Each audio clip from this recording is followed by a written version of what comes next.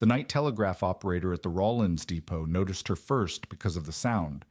Boot heels on frozen platform boards, deliberate and even, at an hour when no passenger train was expected. She crossed the lamplight carrying a canvas tool roll against her chest the way a woman might carry a child, one arm beneath it, the other steadying the weight against the wind. Behind her, tied to the post outside the station, a decorated wagon sat empty with its brake set and a white ribbon threaded through the seat rail. The operator opened the window to ask if she needed a wire sent ahead.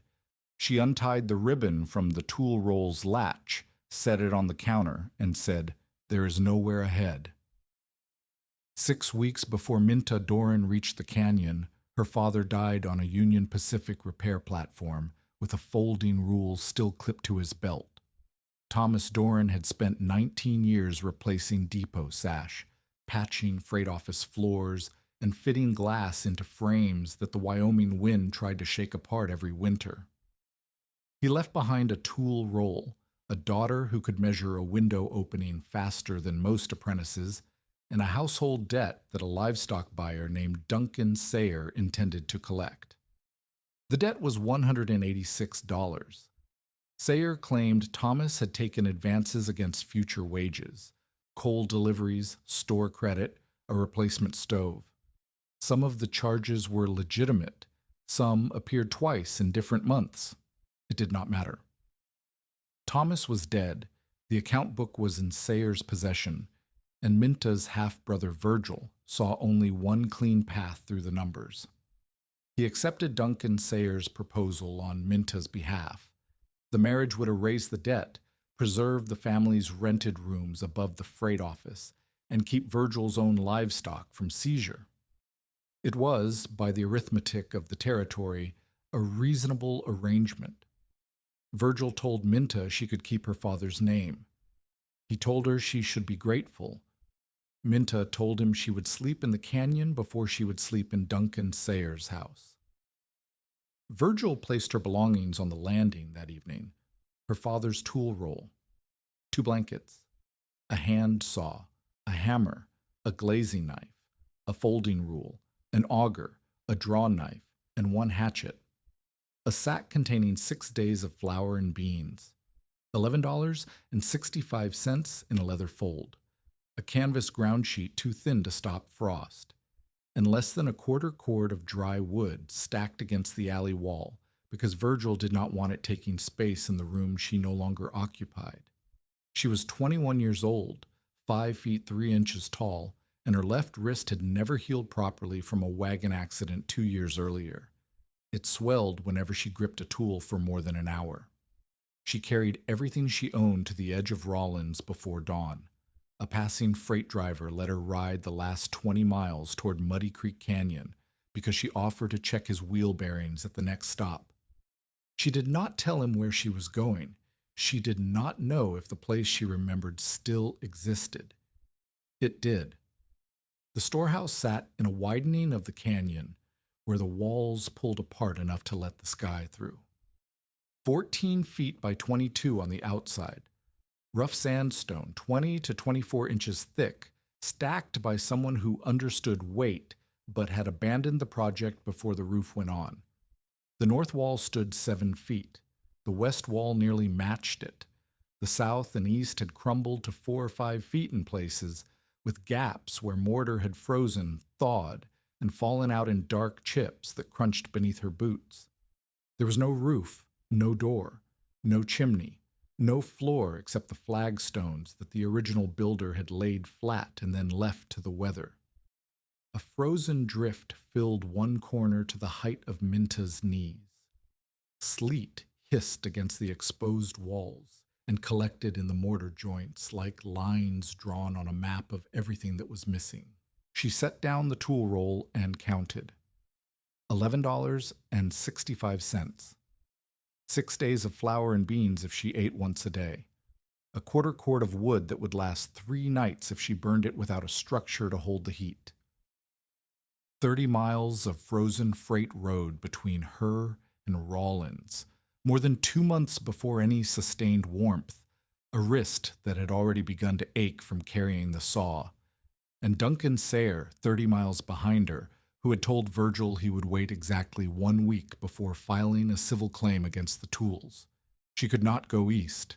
Rail passage cost more than she had. She could not go to relatives. Her mother's people were in Council Bluffs and had not written since Ruth Doran's death 3 years earlier. She could not stay in Rawlins without falling back into Sayre's reach, and she could not walk farther into the territory in January with 6 days of food and no destination. The canyon was not a choice. It was what remained after every choice had been taken from her. That first night, Minta stretched the canvas ground sheet across the shortest corner and stacked loose stones along its edges to hold it against the wind. She laid both blankets beneath her father's tool roll to keep the leather dry. Then she built a fire against the north wall and fed it a third of her daily wood ration before midnight. The heat rose straight up and vanished. The roofless walls acted as a chimney, pulling warm air out of the enclosure as fast as the fire could produce it. Snow found the gaps in the canvas and landed on her blankets in wet lines that soaked through to her shoulders. She added more wood. The fire brightened. The heat still left. By 2 a.m, she had burned most of one day's supply and gained almost nothing. Her toes went numb first, then her fingers. Her lips cracked in the dry wind that funneled through the canyon. The old wrist injury throbbed with a deep, pulling ache that made her clench her teeth. She shook so hard she could not thread a needle to repair the canvas where it had torn on a stone edge. She skipped her evening meal to preserve flour. At dawn, the fire was ash, and the inside of the ruin felt no different from the outside. Hiram Bellows arrived on horseback 2 days later while inspecting the freight road for ice damage. He was 63 years old, a former stage station keeper who had survived 25 plains winters and recovered frozen travelers from drifts that covered them to the chin. He served as the Rawlins to Baggs road overseer, which meant he decided when the route opened, when it closed, and who was foolish enough to be on it when it should have been closed. He did not dismount. He sat his horse at the gap where a door should have been and looked at the interior the way a man looks at a hand of cards he has already decided to fold. "You have half a west wall," Hiram said. "No roof, no stove." He measured the room with his eyes, then with his stride after he finally swung down. "Enough dry wood for 3 nights, maybe 2 if the wind finds those mortar joints." Minta asked what could be done with the stone. Hiram walked the perimeter. He pressed his thumb into a mortar seam and watched powder fall. He kicked the base of the south wall, and a fist-sized chunk shifted outward. "A properly roofed shelter this size needs 4 cords before spring," he said. 6 if the wind enters the joints. You have a 1/4 cord and no way to cut more without a crosscut and a second pair of hands. Minta asked again what the stone could do. "Stone will keep a grave from blowing away," Hiram said. "It will not keep you alive." He told her to return to Rawlins before the next storm. He told her the freight road would ice within the week, and that no driver would make the canyon run until conditions improved. He told her that he had pulled dead travelers from shelters better than this one. Shelters that had roofs, stoves, and 4 times her fuel supply. Minta said she would not return. Hiram put his boot back in the stirrup. "I will not recover your body until the road opens," he said. "That could be March." He rode north without looking back. That night Minta sat with her back against the cold stone and unwrapped the strip of white wedding ribbon that she had tied around the handle of her hammer when she left Rawlins. She held it between her fingers for a long time.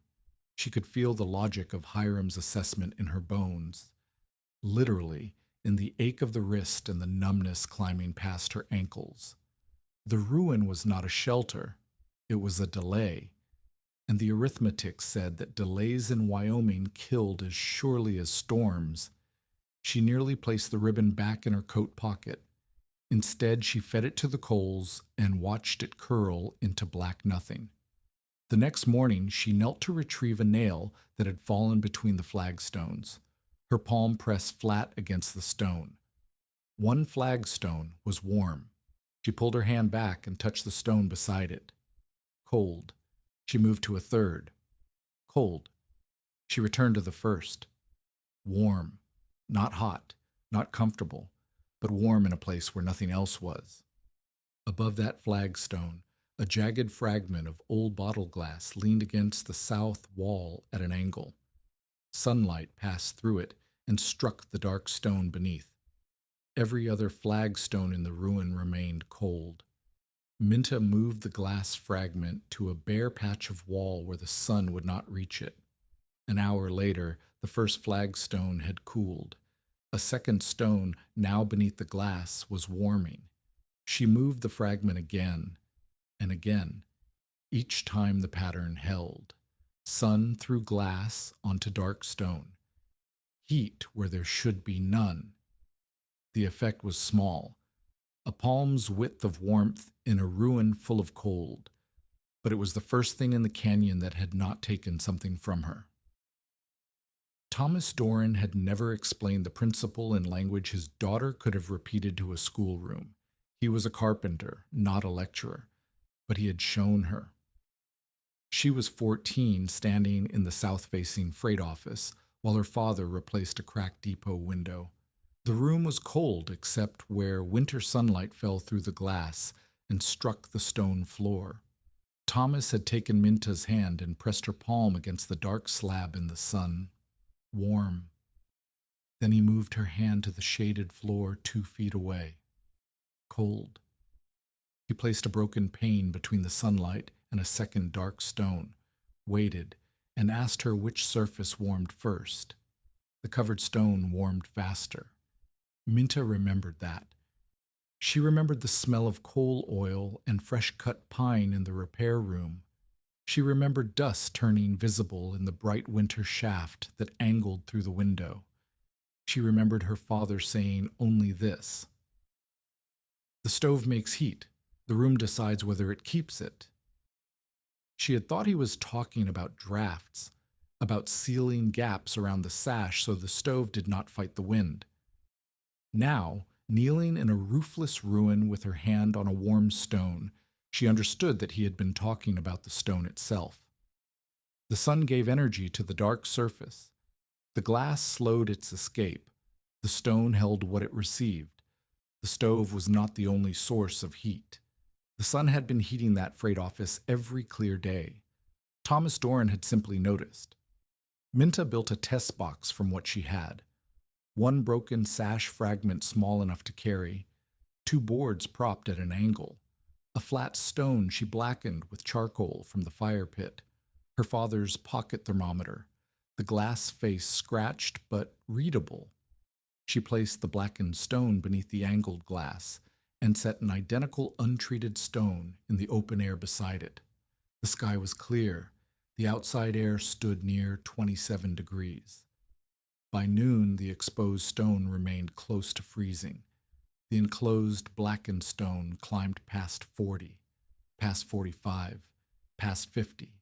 Condensation formed on the underside of the glass where warm air met the cold surface. The result was not a shelter. It was a box the size of a bread loaf, proving a principle the size of a room. Minta walked the ruin at hourly intervals for the rest of that day and the next. She scratched sun lines into the mortar with a nail, marking where light entered the walls at 10, at noon, at 2. The building's long axis already ran roughly east to west. Its southern exposure opened toward the canyon gap, where low winter sun could enter from mid-morning until nearly 3 in the afternoon. The design assembled itself from what the ruin already offered and what her father had already shown her. Rebuild the north wall higher. Use it in the floor as the primary heat store. Create one steep south-facing roof plane, not of timber and tar, but of glass. Angle the glass so winter sunlight strikes it as directly as possible at midday. Seal the low walls against wind. Cover the glass from the inside at night to slow heat loss. Keep the small stove only for cooking and for the days when cloud blocked the sun. She was not trying to generate enough combustion heat to overpower the Wyoming winter. That required 4 to 6 cords of wood she did not have and could not cut alone. She was trying to collect what the sun gave freely, store it in material that released heat slowly, and reduce the rate at which the building surrendered warmth to the dark. The idea was not new.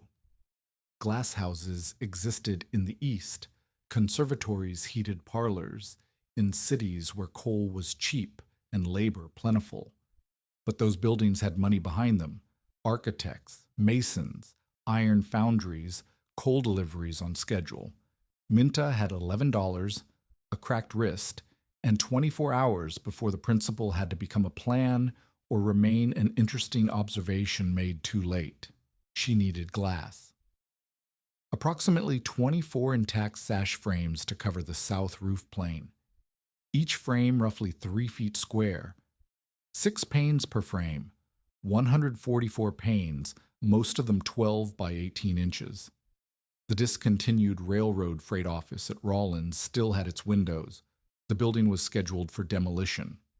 The frames were slated to be broken up and burned. The route was 30 miles each way. The load would weigh several hundred pounds. She had neither wagon nor team, and even if she acquired the glass, a single framing failure, one rafter placed wrong, one joint that gave underwind or snow, could bring the entire roof down on her in the night. Tobias Naylor rode into the canyon 4 days after Minta's first test. He followed the smoke from her small fire, expecting to find a lost traveler or a dead camp. He was 32, a former horse thief and road agent who had served his sentence in the territorial prison and now worked irregular jobs as a freighter, scout, and winter trail guide. The community still called him the Outlaw because a completed sentence did not erase the name in a territory with a long memory. He did not dismount immediately. He sat his horse and watched Minta scratch another sun line into the mortar with a nail. She was marking the shadow's edge at 2 in the afternoon, her body angled to keep the scratching hand in the light. "You are measuring sunlight," Tobe said. Minta did not look up. "Yes." "Why are you measuring sunlight when you need firewood?" She finished the line, capped the nail with her thumb, and told him, not as a declaration of genius, not as a plea for help. She described the warm stone, the test box, the thermometer reading, the orientation of the walls, and the glass at the depot. She described it the way her father would have described a repair job. Here is what is broken, here is what I have, here is what I need. Tobe pointed to the broken test pane propped against the south wall. "Sun goes down every day," he said. "Wind does not." He dismounted and walked the ruin the way Hiram had, but he touched different things. He pressed a rafter notch in the north wall and felt it shift. He looked at the angle where the south roof would sit and calculated the surface that the wind would catch. "Single glass loses heat the moment the sun drops," he said. "The temperature difference between inside and outside will pull condensation out of the air. Water will freeze around the sash edges. When wind pushes against that much surface, it will rack the frames sideways. And if gravel or hail hits that pitch, you will not have a roof. You will have knives falling on you in the dark." He paused. "A glass roof does not fail politely," he said. "It falls on whoever trusted it." Minta pulled her father's folding rule from the tool roll, opened it to its full length, and began recording every objection Tobe had raised on the back of a freight receipt. She wrote in pencil, small and precise, the way she had kept her father's account books. Tobe watched her write and said nothing for a long moment. "You're not arguing," he said. "You have not said anything wrong yet," she said. She showed him what she had already changed based on the objections she could anticipate. The sash units would remain in their original wooden frames, no unsupported glass. The slope would be steep enough to shed snow and reduce the wind's purchase on the surface. She would install diagonal braces to resist lateral pressure. A high opening would vent excess heat during the day. Interior curtains would cover the glass after sunset. Spare wooden panels could replace broken sections. Tobe examined the revised plan in silence. "It is better," he said. "It is not safe." He told her he would return in 1 week. If the ruin remained roofless, he intended to take her back to Rawlins whether she agreed or not. Minta folded the receipt and tucked it into the tool roll beside the rule. "Then return prepared to carry the walls, too," she said. Tobe left without smiling, but he left the way a man leaves when he expects to come back, checking the trail behind him twice before the canyon bent him out of sight. The discarded sash at the Rawlins freight depot would be destroyed in 3 days. Minta walked the first 10 miles and rode the remaining 20 on a freight wagon whose driver owed her father a debt he acknowledged with silence and a seat on the bench. She arrived in Rawlins carrying her tool roll and enough hunger to make the salvage yard scrap pile look like a market. The yard foreman told her what remained: 24 usable sash frames, 9 of them contained cracked panes. The lot price was $4.50, and the demolition crew would burn whatever was not removed by noon the following day because the railroad wanted the site cleared for a coal platform. $4.50 from $11.65 left $7.15. That was food, nails, putty, and nothing else. No wagon, no team, no second trip.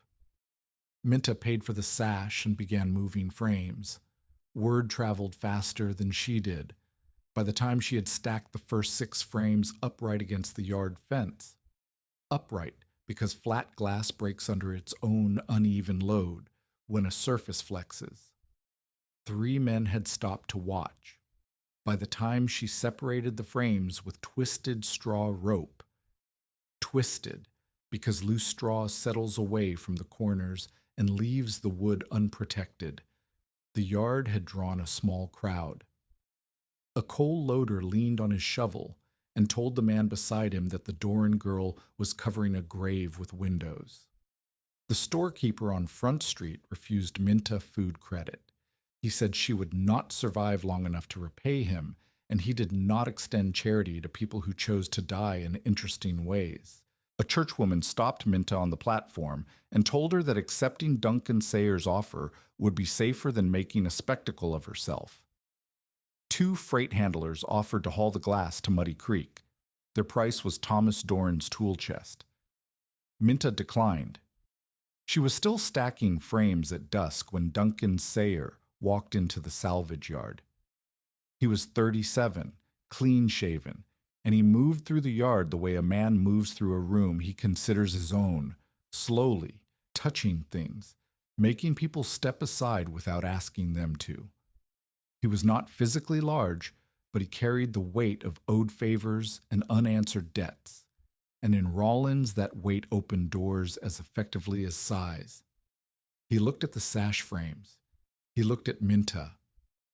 He looked at the gathered workers and smiled in a way that included them in whatever he was about to say.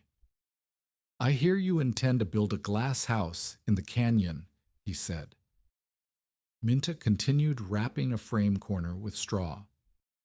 "Your father's tools," Duncan said. "They should be sold against the account. $186 does not vanish because you vanish." Minta produced 3 wage receipts from her coat.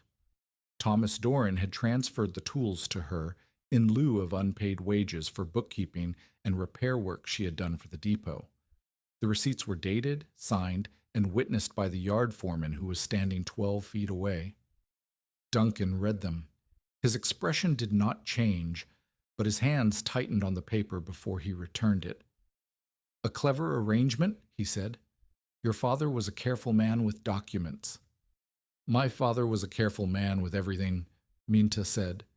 "Duncan could not seize the tools without formal proceedings that would take weeks, and require him to dispute Thomas Doran's signature in front of men who had known Thomas for 2 decades. But he could do something faster and cheaper. He could ruin her. He turned to the gathered workers and spoke clearly enough for every ear in the yard. "You have built a lantern coffin," he said. "When the cold comes, they will see your body through the roof." The workers laughed. Not cruelly, most of them. The laughter was the uncomfortable sound people make when a prediction seems more likely than not. Glass for a roof. In Wyoming. In January. The idea did sound like a way to die where people could watch. Duncan offered to pay for Minta's room at the boarding house if she agreed to discuss the marriage. She refused. He tipped his hat, walked to the freight office, and within the hour had purchased the 2 easiest available freight teams for the next 3 days. Not because he needed them, because Minta did. She stood in the yard with 24 sash frames, a noon deadline, no wagon, no team, and a man who had just made certain that the town's freight capacity would not carry her glass to the canyon. The demolition foreman pointed to the waste barrel. "Noon tomorrow. Everything unclaimed goes in." Minta began moving the frames one at a time to the edge of the lot where they would be visible from the street. If she could not transport them, she could at least keep them standing until she found a way. She stacked each frame vertically. She separated each one with twisted straw. She checked every corner for twist and set aside the 9 cracked panes for possible salvage. She worked in the order her father had taught her. Largest frames first, lightest last, damaged ones where they could not bear the weight of anything stacked beside them. An older man she did not recognize stood at the fence and watched her work for nearly 30 minutes without speaking. He was heavy-set, with a carpenter's hands and a missing fingertip on his left hand. He wore a canvas coat that had been repaired so many times the original fabric was visible only at the collar. He watched her place every frame.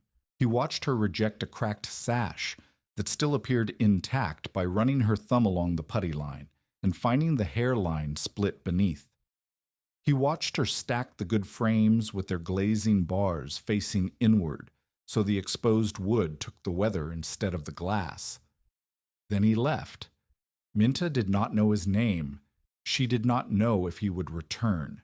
She knew only that the deadline was noon and that she was alone in a yard full of glass she could not move. The temperature dropped 3 degrees before midnight. Minta slept on the platform beside the sash, her blankets drawn over the tool roll, the hammer within reach because she did not trust the dark, in a town where Duncan Sayer owned favors the way other men owned cattle. At dawn, the older carpenter returned. He brought a wagon and 2 horses that looked older than the territory. He brought a coil of rope, a bundle of scrap iron straps, and a roll of damaged canvas that smelled like linseed oil and rain. He walked to the nearest sash frame, ran his thumb along the same putty line Minta had checked, and turned to her. "Why do you stack them upright?" he asked. "Flat glass breaks under its own uneven load when a wagon flexes," Minta said. "Why twisted straw instead of loose?" "Loose straw settles away from the corners." The man nodded. His name was Isaac Rowe. He was 58 years old, a former Union Pacific bridge and depot carpenter who now worked as an independent wagon and building repairman. He had watched Thomas Doran train his daughter the way he had once watched Thomas Doran repair a freight office transom, with a patience that suggested the work mattered more than the clock. "Then you are not asking me to save you," Isaac said. "You are asking me whether your work is sound." Minta said nothing. She held the straw rope she had been twisting and waited.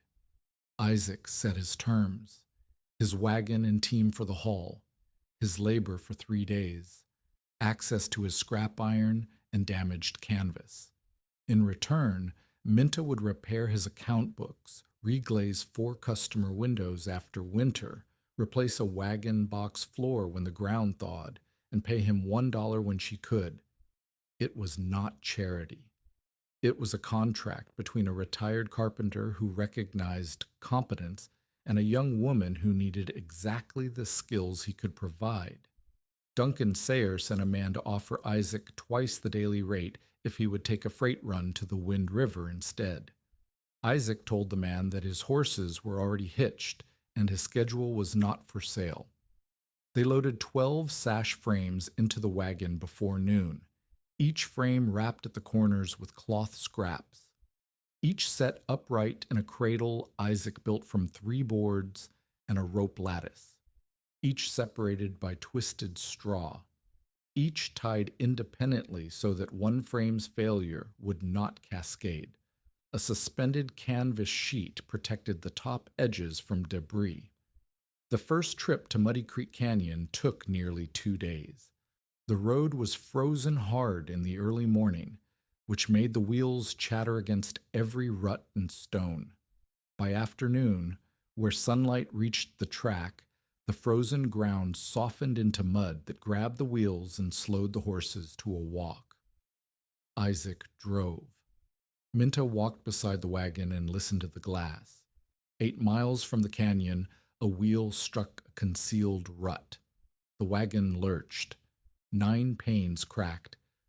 She heard them go, a sound like knuckles popping in sequence. Minta lunged for a frame that was tilting outward and caught it with both hands. Her damaged wrist folded under the weight. She felt something shift inside the joint, and the pain drove her to one knee with the frame still in her grip. Isaac stopped the horses. He climbed down, took the frame from her hands, and secured it without hurrying. Then he looked at her wrist, already swelling above the old brake line, and said nothing sympathetic. "If you catch falling glass with your body," he said, "the glass may survive, and you will not." He showed her how to rig a rope cradle beneath the load so that road shock transferred into the lines instead of the frames. He adjusted the canvas so that a tipping frame would slide against fabric instead of striking wood. He taught her to listen for the specific sound a rope makes when it begins to slip, a faint creak different from the general noise of the wagon, so she could tighten it before the frame moved. These were not theoretical lessons. They were corrections made in freezing mud on a road that did not forgive carelessness. They reached the ruin with 15 intact sash frames and 9 damaged ones. The damaged frames still had good wood. The broken glass would become drainage fill and insulation packing. Nothing was wasted because nothing could be. Minta's wrist had swollen to the point where she could not close her hand around the hammer. She bound it against a flat strip of wood from the wagon scrap and worked the rest of the day with one hand. Isaac did not pity her. He adjusted the work so that she held things steady while he drove nails, and she measured while he lifted. It was not kindness in the way the church woman in Rawlins meant kindness. It was the practical redistribution of labor between 2 people who could not afford to lose a day. At the ruin, Isaac drove a straight pole vertically into the frozen ground at noon. The shadow fell north in a hard line across the flagstones. He placed a carpenter's bevel against the pole and the ground, then adjusted the blade until it matched the shadow's angle precisely. He tied a plumb line from the bevel's stock and let it hang motionless. "This is where the sun stands at midday in January," he said. "The roof must meet that light as close to square as the stone will allow." He did not say the word degree. He did not draw a diagram. He showed Minta how to lock the bevel at the angle, carry it to the wall, and use it as a template for every rafter cut. If the bevel matched, the roof would catch the winter sun. If it did not, the glass would reflect more than it admitted, and the stone beneath would stay cold. Minta set the first rafter angle using the bevel, checked it with the plumb line, and cut the timber. Isaac examined the cut, adjusted nothing, and moved to the next wall. The second lesson came the following morning. Minta's first roof frame, 3 rafters connected by a ridgeboard and 2 horizontal ties, looked solid when Isaac pushed down on the ridge. It held. Then he placed his hand against the side and pushed. The frame shifted 4 inches. The joints opened. One tie pulled free of its nail. Isaac removed a single diagonal brace, told Minta to push the frame from the side, then replaced the brace and told her to push again. The frame did not move. A roof that resists snow but not wind, Isaac said, is a roof waiting for a reason to fall. They installed diagonal timber braces at each end of the structure, iron straps over every ridge joint, cross ties between opposing walls, and a sacrificial outer batten over each sash seam so that water and ice would attack the replaceable batten before reaching the glass below. The wind in Muddy Creek Canyon came from the northwest and hit the east wall with the most force. Isaac had Minta stand inside the frame and close her eyes while he struck the east wall with a board. She felt the vibration in the rafter above her before she heard the impact. That was where the structure would fail first if they did not brace it correctly. And then the weather turned. The sky above the canyon narrowed to a strip of gray that pressed lower each day. The temperature, which had hovered in the 20s during the clear building days, dropped through the teens towards single digits. Ice formed on the inside of Minta's water bucket before midnight. Her flour was running low. Her wrist ached in a continuous rhythm that matched her pulse, and 12 more sash frames still sat in Rawlins, waiting for a second haul that would cost 2 more days she was not certain she had. The second trip would leave the ruin unattended. The half-finished roof frame, exposed to wind without its full glazing, could rack and collapse while she was gone.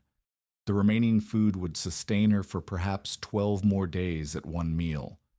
Isaac's horses needed rest and grain that cost money she had already allocated to nails, and somewhere to the west, past Green River, past the Continental Divide, a wall of weather was building that would reach the canyon before the roof was finished or after it inking, and everything depended on which.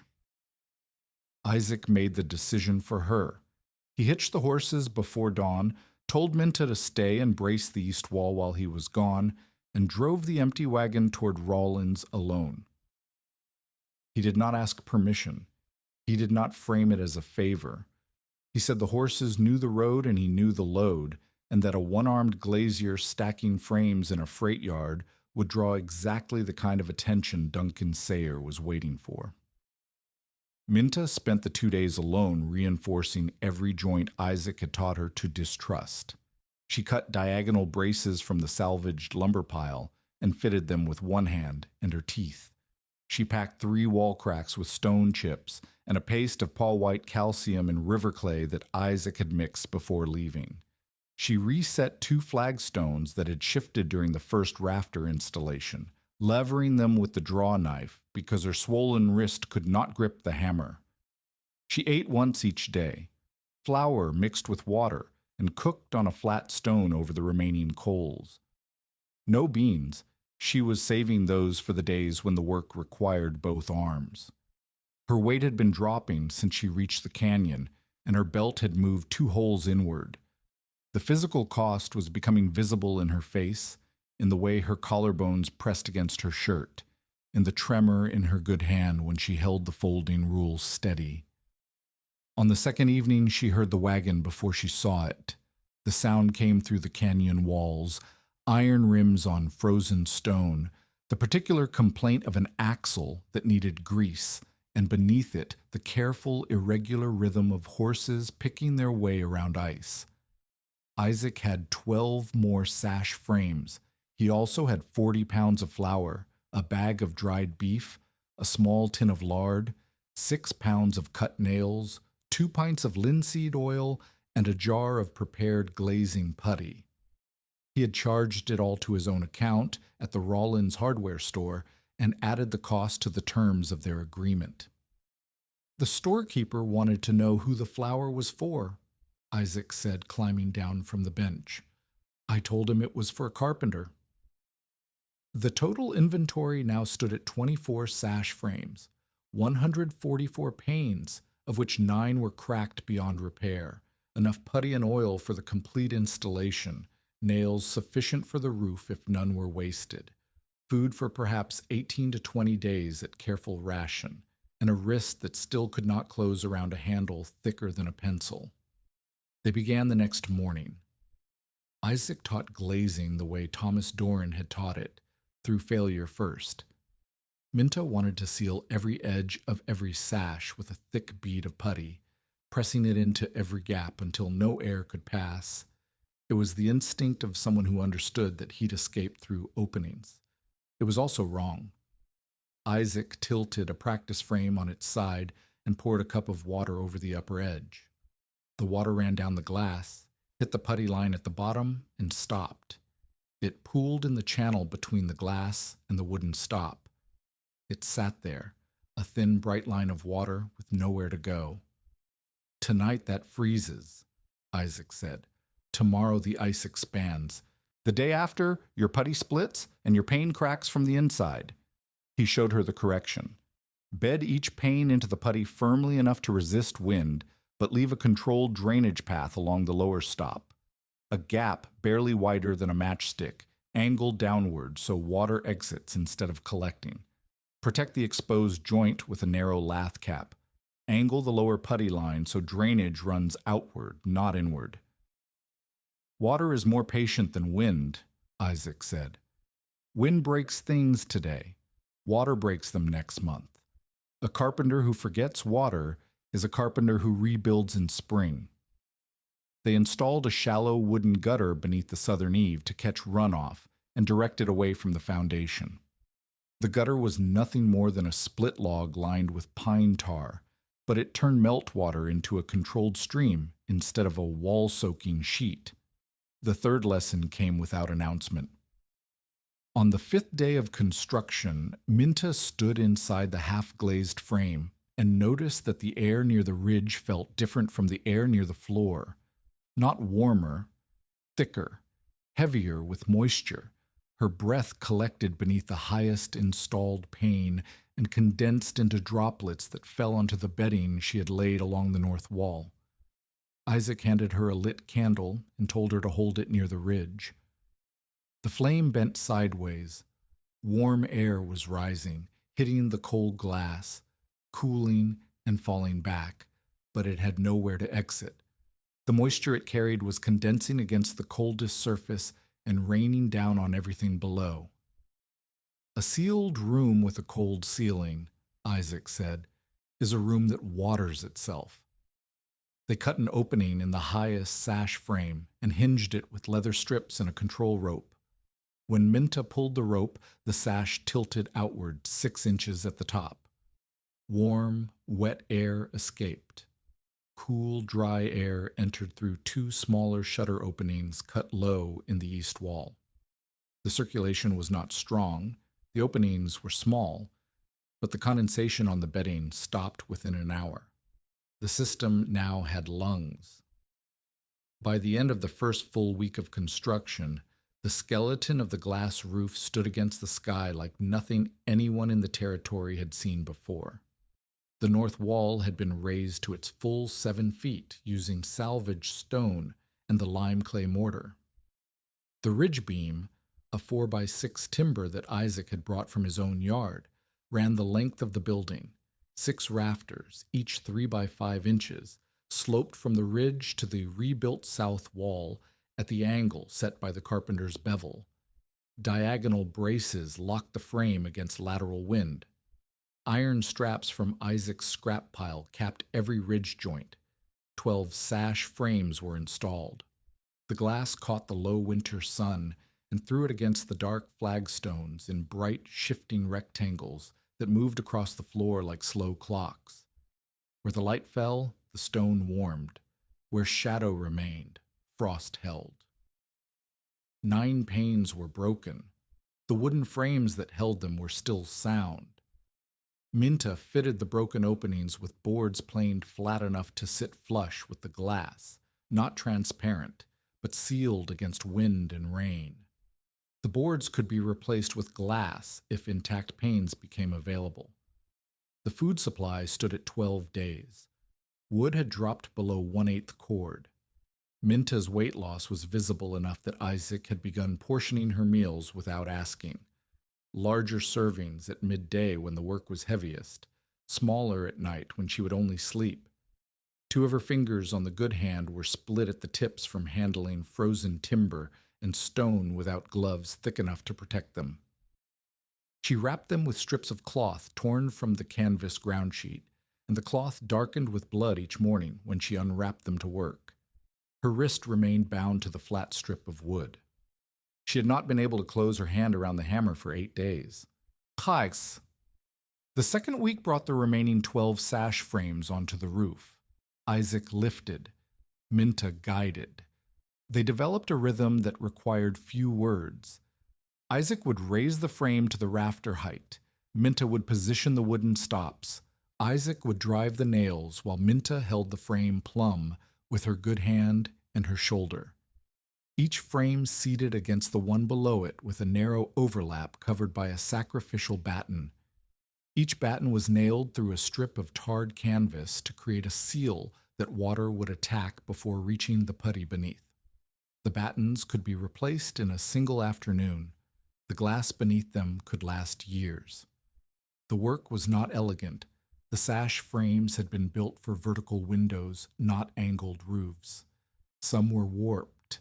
Some had been painted so many times that the profiles no longer matched.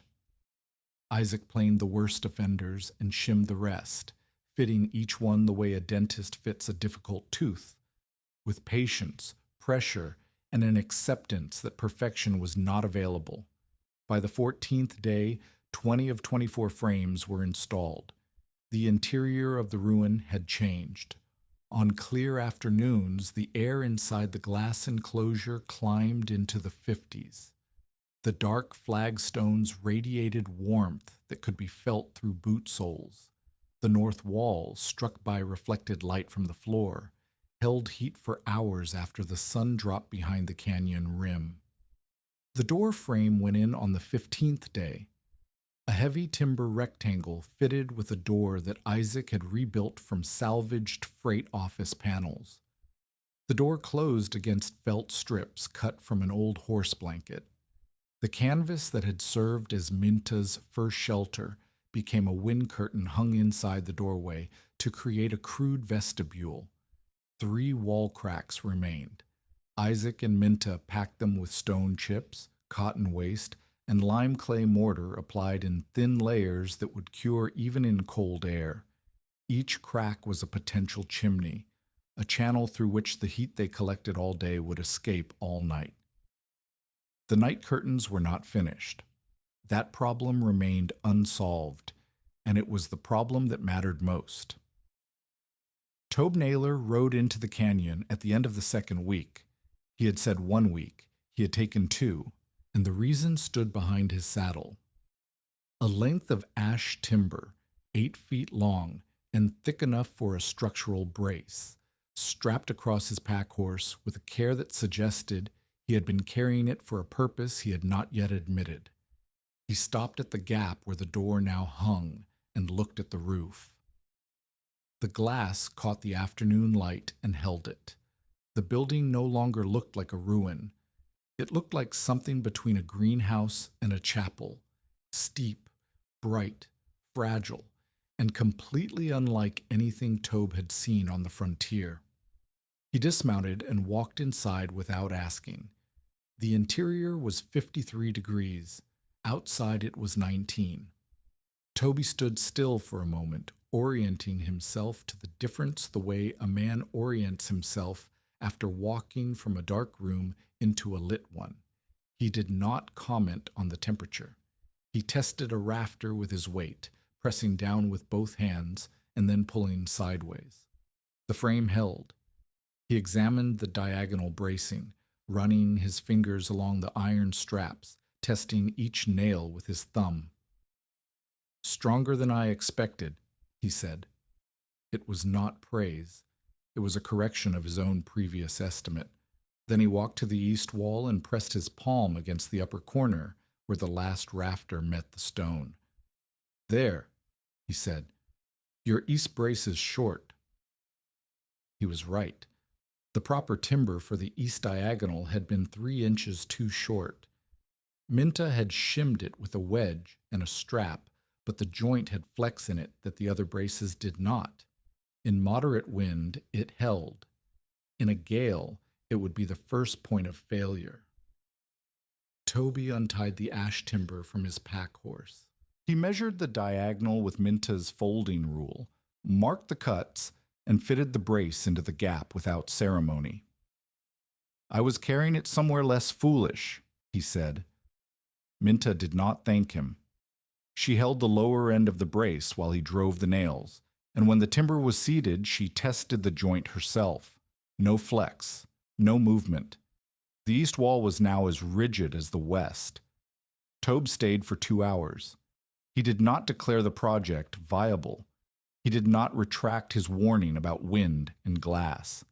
He examined, tested, found one fault, corrected it, and left without explaining what had changed in his assessment or why he had brought the timber in the first place.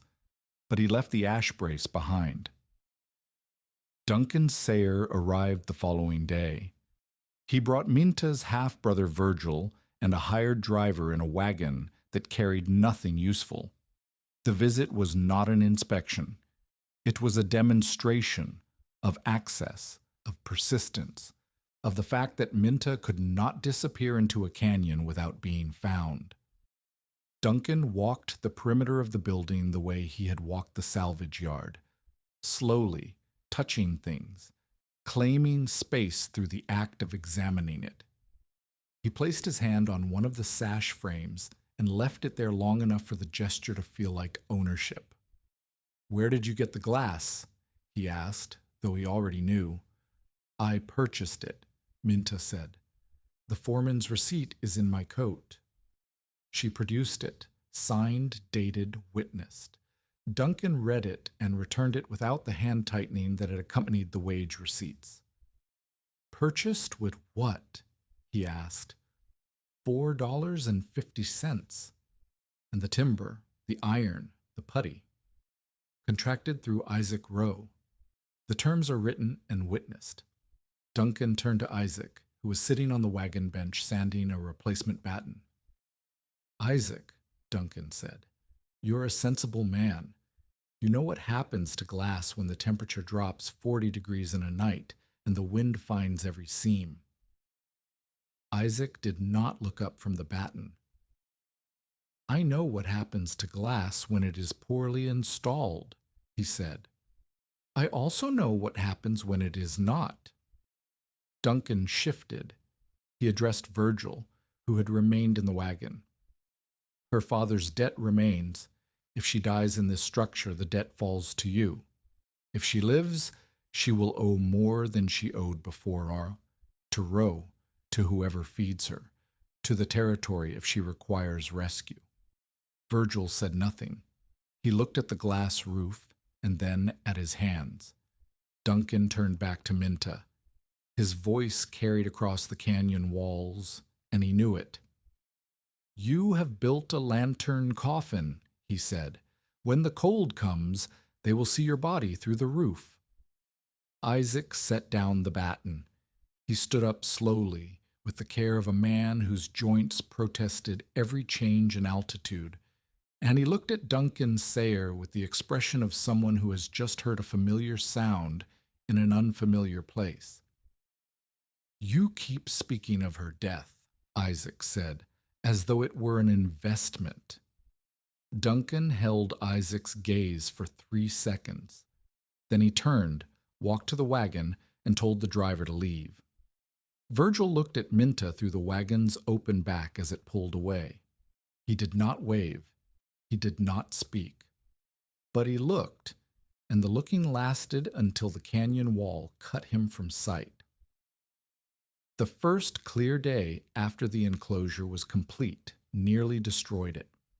By 11 in the morning, With direct sun pouring through 20 intact sash frames, the interior temperature climbed past 70, past 80, past 90. The putty along the south-facing joints began to soften and sweat oil. Condensation formed on the underside of every pane. Not the light mist of previous days, but a running sheet of water that collected along the battens and dripped onto the bedding, the food stores, and Minta's open tool roll. The air inside was thick and wet. Breathing felt like drinking. Minta opened the ridge vent. Hot air rushed upward so fast the rope vibrated in her hand. The temperature dropped 10 degrees in minutes, but the condensation continued because the cool air replacing the hot met the warm glass surface and released its own moisture. She believed the overheating proved the principle. The room was hot. She had wanted heat. Therefore, the system worked. Isaac told her she was wrong. A house that cannot release heat is no more obedient than one that cannot hold it, he said. You have built a trap that points both directions. He was right. An enclosed space that overheated during the day would drive occupants outside, waste stored heat through emergency venting, damage the ceiling materials, and saturate the interior with moisture that would freeze overnight. The glass roof was not an oven to be run at maximum output. It was a collector that needed regulation, as much discipline to cool as to warm. They enlarged the high vent by 2 inches on each side. They added 2 low-controlled inlets on the east wall, each covered with a sliding wooden panel that could be opened to any width. The system now breathed in both directions. Cool, dry air entering low, warm, wet air exiting high, and the operator could adjust the balance by moving 3 panels.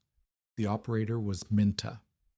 No one else would be present to manage the system when it mattered. She spent the first night under the completed glass alone. Isaac had returned to Rawlins for replacement fasteners and food supplies. Toby was somewhere on the freight road. The canyon was silent except for the wind, which had shifted from the northwest to the west and carried a sound she had not heard before. A low hum through the glass, as though the roof were a single large instrument being played by a hand she could not see. At sunset, the interior was 61 degrees. The flagstones radiated warmth that she could feel through her boots. The north wall held the day's heat like a banked fire, releasing it slowly into the room. She closed the low vents, pulled the door tight against its felt seal, and lay down on the bedding beside the warm wall. At midnight, she woke. The room was 42 degrees. The warmth had receded from the floor. The north wall still held some heat, but the glass above her was cold. She could feel it without touching it, a ceiling-wide surface pulling warmth out of the air and releasing it to the sky. By 4 in the morning, the temperature was 31. Frost formed along the lower edge of one sash, where the putty seal was thinnest. A film of ice appeared on the inside of the door where moisture had collected and frozen. Before dawn, it reached 29 degrees. That was above freezing by only a narrow margin, and the night had not been severe. Outside, it was 4 below zero. The canyon cold that settled in the bottom of the cut like water pooling in a ditch. The glass had not killed her, but it had not saved her either. It had slowed the fall, and the fall had still reached dangerous territory. Tobe's objection had been correct. The glass alone could not carry the night. The night curtains took 5 nights to build. Isaac returned with cotton waste, wool scraps, and the replacement fasteners on the 3rd night. Together, they sewed 6 double-layered panels from the heavy canvas Minta had carried from Rawlins, filling the space between layers with dry bunch grass and wool. Each panel hung from a wooden rail beneath the glass, on leather loops that slid along the rail when pushed. The concept was simple. Glass stopped wind but conducted heat. A layer of trapped air and insulation beneath the glass would slow the conduction. The panels did not need to be airtight. They needed only to reduce the rate at which the warm interior air surrendered its heat to the cold glass surface. The curtains did three things at once. They reduced air movement against the inner glass. They slowed radiant heat loss from the room into the sky. And they caught condensation before it could drip onto the bedding. But 5 nights was 5 nights, and Minta had food for 8. She skipped 2 evening meals during the sewing, not because she forgot, because she counted the remaining flour and beans, divided by the remaining days, and accepted the math. Her wrist had swollen to the point where the binding strip left red marks that did not fade between work sessions. Isaac bound it tighter against the flat wood and forced her to work one-handed whenever the task allowed it. She accused him of slowing her down. "A roof finished by a cripple is not finished," Isaac said. She stared at him. The anger rose through her chest and into her face, anger at the pain, at the enforced patience, at the implication that she could not push through whatever her body was doing because the deadline did not care about her wrist. "I am not a cripple," she said. "Then prove me wrong by letting the bone heal instead of proving me right by breaking it again." She turned away. She sewed the 5th curtain panel with one hand and her teeth, and she did not speak to Isaac for the rest of the evening. But she did not use the swollen wrist. In the morning she brought him coffee before he asked, and neither of them mentioned the argument. The final inventory read like a sermon delivered to an empty room. 24 sash frames installed. 135 panes intact. 9 panes replaced with fitted boards. 6 night curtain panels operational, each capable of covering one section of the south roof when slid along its rail. 1 high vent with a control rope. 2 low inlets with sliding panels. A door sealed with felt and canvas. A small sheet iron stove retained for cooking and emergency heat. A shallow gutter beneath the eave. A drain channel inside the north wall. Less than 1/10 of a cord of dry wood. 6 days of food. And storm clouds gathering west of Rawlins like an army assembling beyond the last ridge. The control test came on a clear January afternoon before the storm arrived. Outside temperature, approximately 14 degrees. The wind had stilled to nothing, one of those canyon days when the air sat motionless between the walls and the cold simply existed without movement. Inside at noon, 52 degrees. The flagstones had begun absorbing heat the moment the sun cleared the canyon rim at 10. By 2 in the afternoon, 63 degrees. The dark north wall surface read approximately 71. Shaded stone at the base of the east wall, 48. The differential was visible. Minta could see vapor rising from a wet cloth draped on the north wall, while frost still clung to the mortar in the eastern shadow. She opened the ridge vent before the air exceeded 70. The system breathed, the temperature stabilized. After sunset, she pulled the curtains. 6 panels slid along their rails and covered the glass from beneath. The room went dark except for the small stove where she heated water. Before dawn, with outside air at roughly 4 below zero, the interior held at 36 degrees. The water in the central bucket remained liquid. Frost formed only at the door threshold where the felt seal had compressed.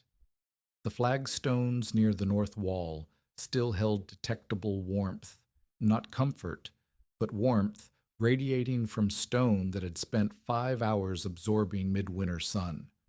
The system had not made the room tropical. It had prevented a lethal collapse with almost no fire. Hiram Bellows arrived the following morning.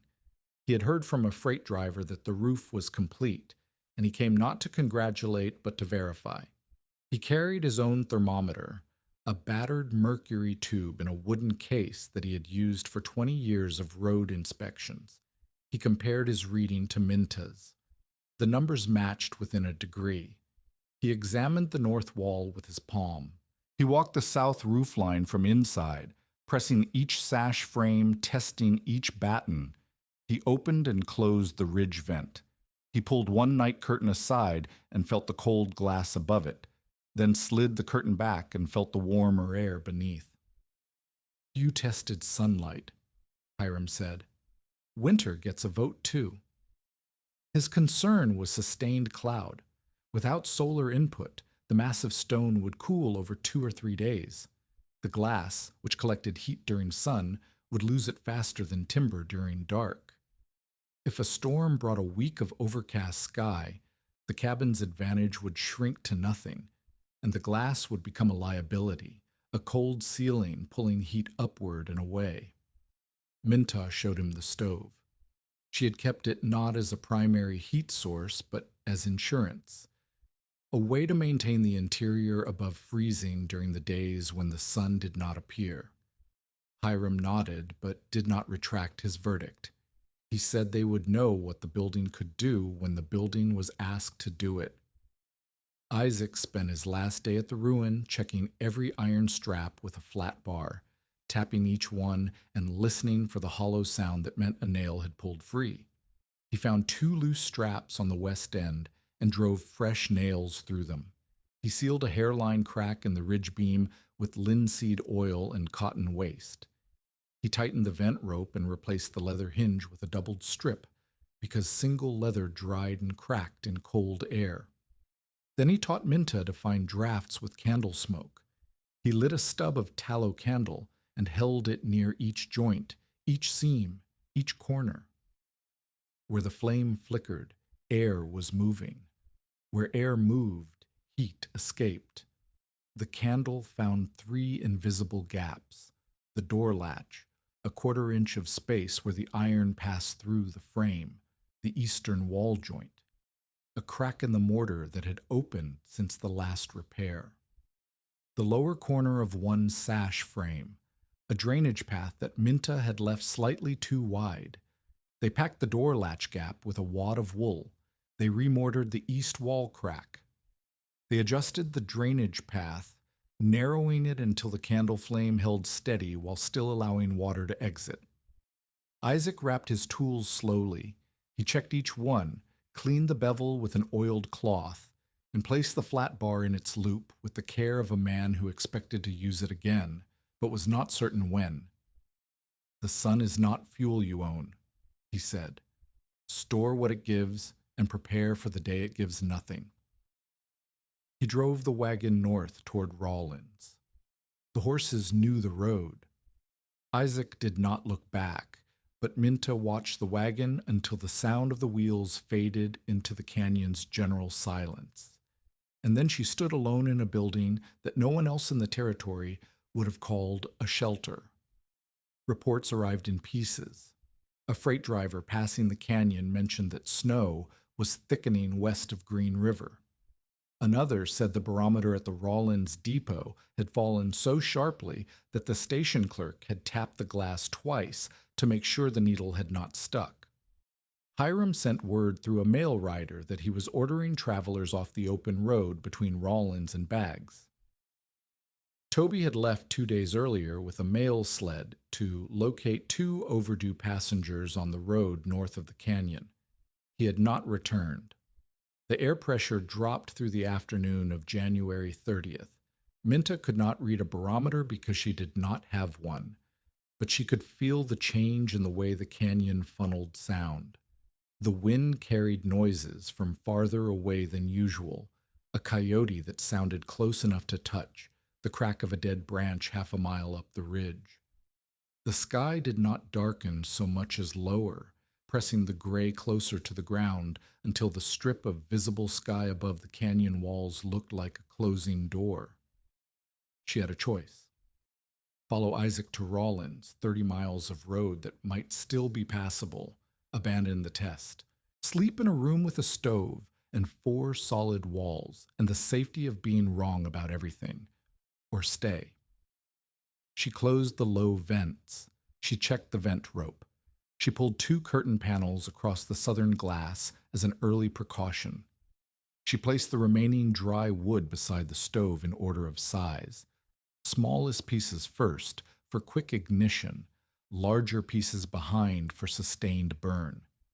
She filled every water container and placed them against the north wall, where the residual heat would keep them liquid longest. She stayed.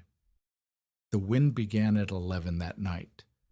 Not a gust, not a seasonal shift, a sustained pressure against the east wall that made the entire glass roof hum, the same sound she had heard on her first night beneath the panes, but louder now, deeper, as though the instrument had found its lowest note and intended to hold it. At 3 in the morning, a crack split the silence the way a whip splits air. One pane, the third from the ridge on the east side, a pane she had checked twice for stress lines, developed a fracture that ran from corner to corner in a single clean diagonal. The glass held in its frame. It did not fall. But the crack was there, a visible line in the candlelight, and beyond it the wind pressed against the glass with the patience of something that had nowhere else to be. Then a horse screamed outside. The sound came from the south end of the canyon where the trail entered the widening. Not a whinny, not a call. A scream. The sound a horse makes when its rider has stopped responding, and the animal is alone with the cold and its own failing judgment. Minta opened the door against the wind. Snow drove horizontal through the canyon gap. The air hit her face with a cold so absolute that her eyes watered and froze in the same motion.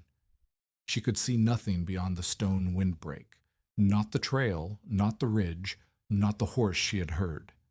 She went back inside. She cut 10 feet of rope from the coil Isaac had left. She tied one end to the door hinge and the other to her waist. Then she tied a second line from the door to the stone marker that stood 20 paces south of the building, a boundary post left by the original builder. The line gave her a path, 20 paces out, 20 paces back. If the rope stayed taut, she could not lose the building. She followed the line into the storm. Toby's horse stood broadside to the wind against the stone marker, its reins frozen into the mane in a solid mass of ice and hair. The animal was shaking violently, not from cold alone, but from the effort of standing against pressure that wanted to push it off its legs. Toby was not on the horse. Minta untied the reins from the mane by working the ice with her fingers until the leather came free. She led the horse to the windbreak on the south side of the building and tied it where the stone cut the worst of the gale. The animal pressed itself against the wall and stopped shaking. She followed her rope back to the stone marker and shouted into the wind. The storm swallowed the sound before it traveled 10 feet.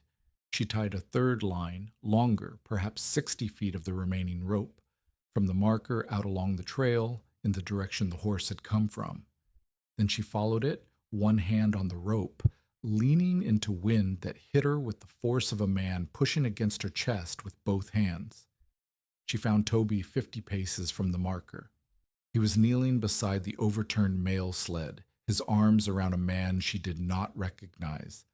The man was unconscious.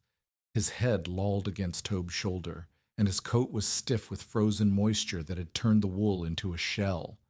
Toby was trying to drag him, but could not gain traction on the ice. His right foot was wedged beneath the sled runner, and every time he pulled, the runner shifted and pinned him again. Minta freed the foot by levering the runner with the draw knife she had carried in her belt. The blade was not meant for the task. It bent. She did not care.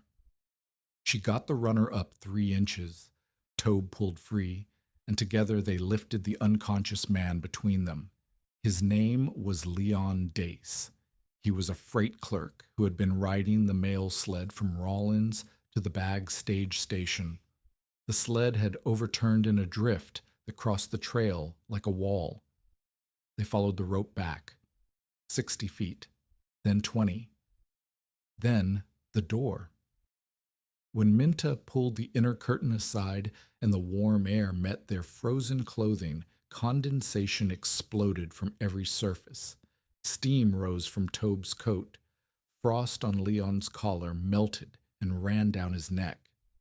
The air inside was 42 degrees, low, because the sky had been dark for hours, and the stone had been releasing heat without receiving any. But 42 degrees was not 8 below zero. 42 degrees was the difference between a man who woke up and a man who did not. Minta laid Leon on the bedding against the north wall.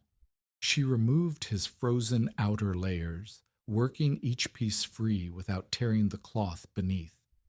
She wrapped him in both blankets and placed a warmed stone at his feet, a flagstone she had heated near the stove and carried with a folded cloth. She did not place him beside a large fire. She did not pour hot liquid into a mouth that could not swallow safely. She warmed him gradually because her father had told her once that a frozen man warmed too fast could die from the warming itself. Tobe stood in the center of the room and looked up at the glass roof. Snow drove across the panes in white streaks, and the cracked pane hummed with a slightly different pitch than its neighbors. Wind pressed the east wall in sustained gusts that made the diagonal braces creak. Isaac's braces, and the ash timber Toby had carried without admitting why. "How long has it been this warm?" Toby asked. "It is not warm," Minta said. "It is not lethal." The stove consumed wood. Not greedily, the sheet iron box was small, built for cooking rather than heating, but steadily. Each piece of dry timber bought warmth for the air that the stone walls and floor could not yet provide because the sun had not appeared in 14 hours. Minta counted the remaining wood by touch. Her hands found the rough bark of the larger pieces, the smooth grain of the split kindling, the scraps of batten and shim that would burn fast and hot but would not last. She had enough for one sustained night, perhaps less if the temperature continued to fall. If cloud continued through the next day and the day after, Hiram's warning would come true. The stone would surrender its stored heat. The glass would become a cold ceiling pulling warmth upward, and the stove would burn through its fuel before the sun returned. The cabin's success had become dependent on a sun that was invisible behind a storm that showed no sign of weakening. At the 6th hour, near dawn, though no light confirmed it, the wind shifted. The sustained pressure on the east wall eased, then returned from a new angle that caught the south roof directly. The sash frames were pitched steeply enough to shed snow, but the new wind angle drove crystals into the seams between the battens and the glass. Minta heard water entering the roof cavity, not a drip, but a hiss, as fine snow found gaps that liquid water would have been too heavy to enter. The eastern roof frame bowed, not far, perhaps an inch. But an inch of movement in a timber frame meant that a nail somewhere had begun to pull, and a nail pulling under sustained pressure did not stop pulling until it either seated deeper or let go. Toby moved toward the ladder. "I can reach the strap from outside if I—" "No," Minta said. "The strap is pulling free. I can see the nail head. If you go outside in this wind, you will not come back inside." Tobe looked at the bowing frame, then at Minta, then at Leon, who was breathing evenly beneath the blankets but had not opened his eyes. Minta did not climb outside. She climbed the interior ladder and braced a salvaged post beneath the flexing joint, wedging it between the rafter and the floor at an angle that transferred the wind's pressure into the flagstone instead of the nail. She ran a length of rope diagonally from the ridge to a wall anchor that Isaac had set into the mortar for exactly this purpose. A heavy iron pin driven into the north wall during the second week of construction, in a location Minta had questioned at the time because it seemed to serve no structural purpose. She wedged a spare board between the opposing walls to stiffen the frame laterally. She shifted Leon's bedding beneath the strongest roof bay, the center section where Isaac had installed double straps. The roof movement diminished. It did not stop. She could still feel it through the post when she placed her hand against the wood. The building was alive with the storm's pressure, flexing and humming and creaking in ways that were either normal responses to load or the preliminary sounds of failure. She did not know which. Isaac would have known. Isaac was 30 miles away. The cloud broke shortly after noon. It was not a clearing. The storm continued. Snow remained airborne. Wind still drove through the canyon with enough force to push standing water sideways. But the cloud layer thinned, and through the thinning, direct winter sunlight found the south roof of the glass cabin. Toby was outside checking his horse when it happened. He had his back to the building. When the sun hit the 20 intact panes of the south roof, the entire surface blazed with reflected and transmitted light, so suddenly that Tobe covered his eyes with his forearm and turned away. He expected the interior to be cold. The storm had raged for 14 hours. The stove had consumed most of the remaining wood. The wind had found every weakness in the structure and exploited it. By every measure he understood, the building should have been losing its fight with the temperature. He opened the door. The air that met him was warm, not residual warmth, not the marginal advantage of walls over open ground. Warm. The thermometer on the north wall read 48 degrees and was climbing. Minta stood beside the stove, which had burned down to coals, watching the mercury rise with an expression that contained equal measures of exhaustion and something else, something that looked like recognition, as though the thermometer were confirming what she had already been told by a father who had died before she needed to hear it. 59 degrees. The dark flagstones drank the light. The north wall, blackened with the clay and lamp black mixture she and Isaac had applied weeks earlier, absorbed the sun's energy and began radiating it back into the room. 68 degrees. Leon stirred beneath the blankets. His eyes opened. He saw glass above him with snow streaming across it, and beyond the glass, a bright sky that made no sense because nothing else about his situation made sense. 76 degrees. Wet wool gave off vapor. The blankets around Leon steamed. Condensation formed on the glass, but the enlarged vent carried the worst of it upward and out. The drain channel along the north wall caught the rest and directed it toward the door threshold. 80 degrees near the center bench. This was the moment the title described. The sun pouring through the glass into the stone releasing it into the air, the glass and curtains and sealed walls holding it inside, while 8 degrees below zero pressed against every surface from the outside.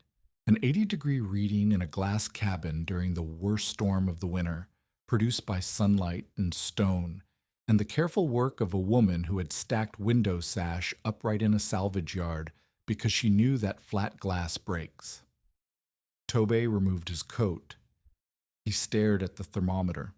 He walked to the north wall and placed his palm flat against the darkened stone. That wall was below freezing when I arrived, Minta said. Toby said nothing for a long moment. Then he looked at the low vents, the 2 sliding panels on the east wall that controlled incoming air. Close the lower vent, he said. You are throwing away heat. That was the conversion, not a speech, not an apology, not an admission that Minta had been right and he had been wrong. A practical instruction from a man who had stopped doubting the system and started operating it. But the 80 degrees was not free. By the time the afternoon sun weakened, Leon was sweating beneath the blankets, and the air beneath the ridge vent had become thick enough to taste. Condensation poured down the roof in streams. The interior had become a different kind of danger, an overheated, moisture-saturated room that could sicken its occupants as surely as cold could freeze them. Minta opened the ridge vent. The control rope, stressed by 14 hours of wind vibration, snapped. The sash slammed upward in the gale. The hinge held, but the frame hung open at a 45-degree angle, catching wind like a sail. The temperature began dropping immediately. Snow entered the opening in a white column that hit the warm floor and turned to water on contact. Toby climbed the interior ladder one-handed. His right foot was still painful from the sled, and caught the swinging sash frame before it tore the hinge free. He held it with his left arm while Minta threaded a replacement rope through the control ring and tied it to the wall anchor. They wrestled the sash back to its partially open position and secured it. The vent now operated with a doubled rope. Isaac's warning about single failure points, a single leather hinge, a single control line, had proven itself within hours of his departure. Then the pounding came. Not wind, not a branch striking stone. A human fist against the door, irregular, desperate, the sound of a person hitting wood because their fingers could no longer form a grip. Minta opened the door. Hiram Bellows stood in the wind with 2 passengers from a stalled sleigh. One was a woman named Bertha Wynne, conscious, standing, but moving with the rigid caution of someone whose feet had lost sensation. The other passenger Hiram had been carrying across his shoulders like a feed sack. "The sleigh lost a runner 2 miles south," Hiram said. His voice was controlled, but his face was gray with cold and effort. "A third passenger left on foot before I could stop him. He went north toward the road junction." Hiram lowered the unconscious passenger onto the floor beside Leon. Bertha Wynne stepped inside and stopped. The warm air hit her like a wall. She sat down on the flagstones and began to cry. Not from pain, though the pain would come when her feet thawed, but from the sudden, incomprehensible fact of warmth in a place where warmth should not exist. Hiram looked at the thermometer. He looked at the glass roof. He looked at the stove, which held only coals and a few remaining sticks of wood. He looked at the north wall, where the stone radiated the heat it had collected during the 2 hours of broken cloud. He did not say he was wrong. He said, "We need to survive the night first." The third passenger, the man who had left the sleigh on foot, was found 2 days later, less than a mile from the canyon. Snow had packed into his open collar. One mitten was missing. His pocket watch was still ticking. The death was the answer to every prediction Hiram and Toby and Duncan Sayer had ever made about what the winter did to people who were not prepared for it. The man had left a stalled sleigh and walked into the wind because he believed that movement was safer than waiting. He had been wrong. The cold had killed him in the time it takes to walk a mile with one bare hand. Inside the glass cabin, 5 people breathed. One stove held coals. The warm stone wall continued releasing the heat it had stored during 2 hours of sunlight. The air temperature at sunset stood near 58 degrees. By 9 in the evening, it had fallen only to 50.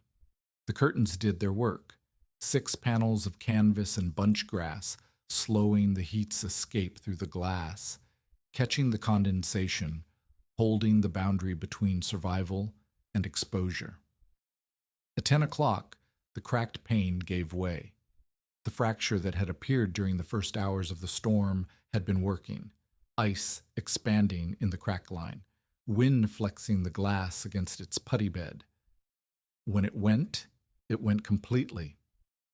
The pane collapsed inward in a shower of fragments that scattered across the floor in pieces no larger than a playing card. Wind entered the roof cavity through the opening and caught the nearest curtain panel from behind. The panel tore free of its leather loops and swung inward, exposing a full section of cold glass to the interior. The temperature began falling, 52, 49, 46.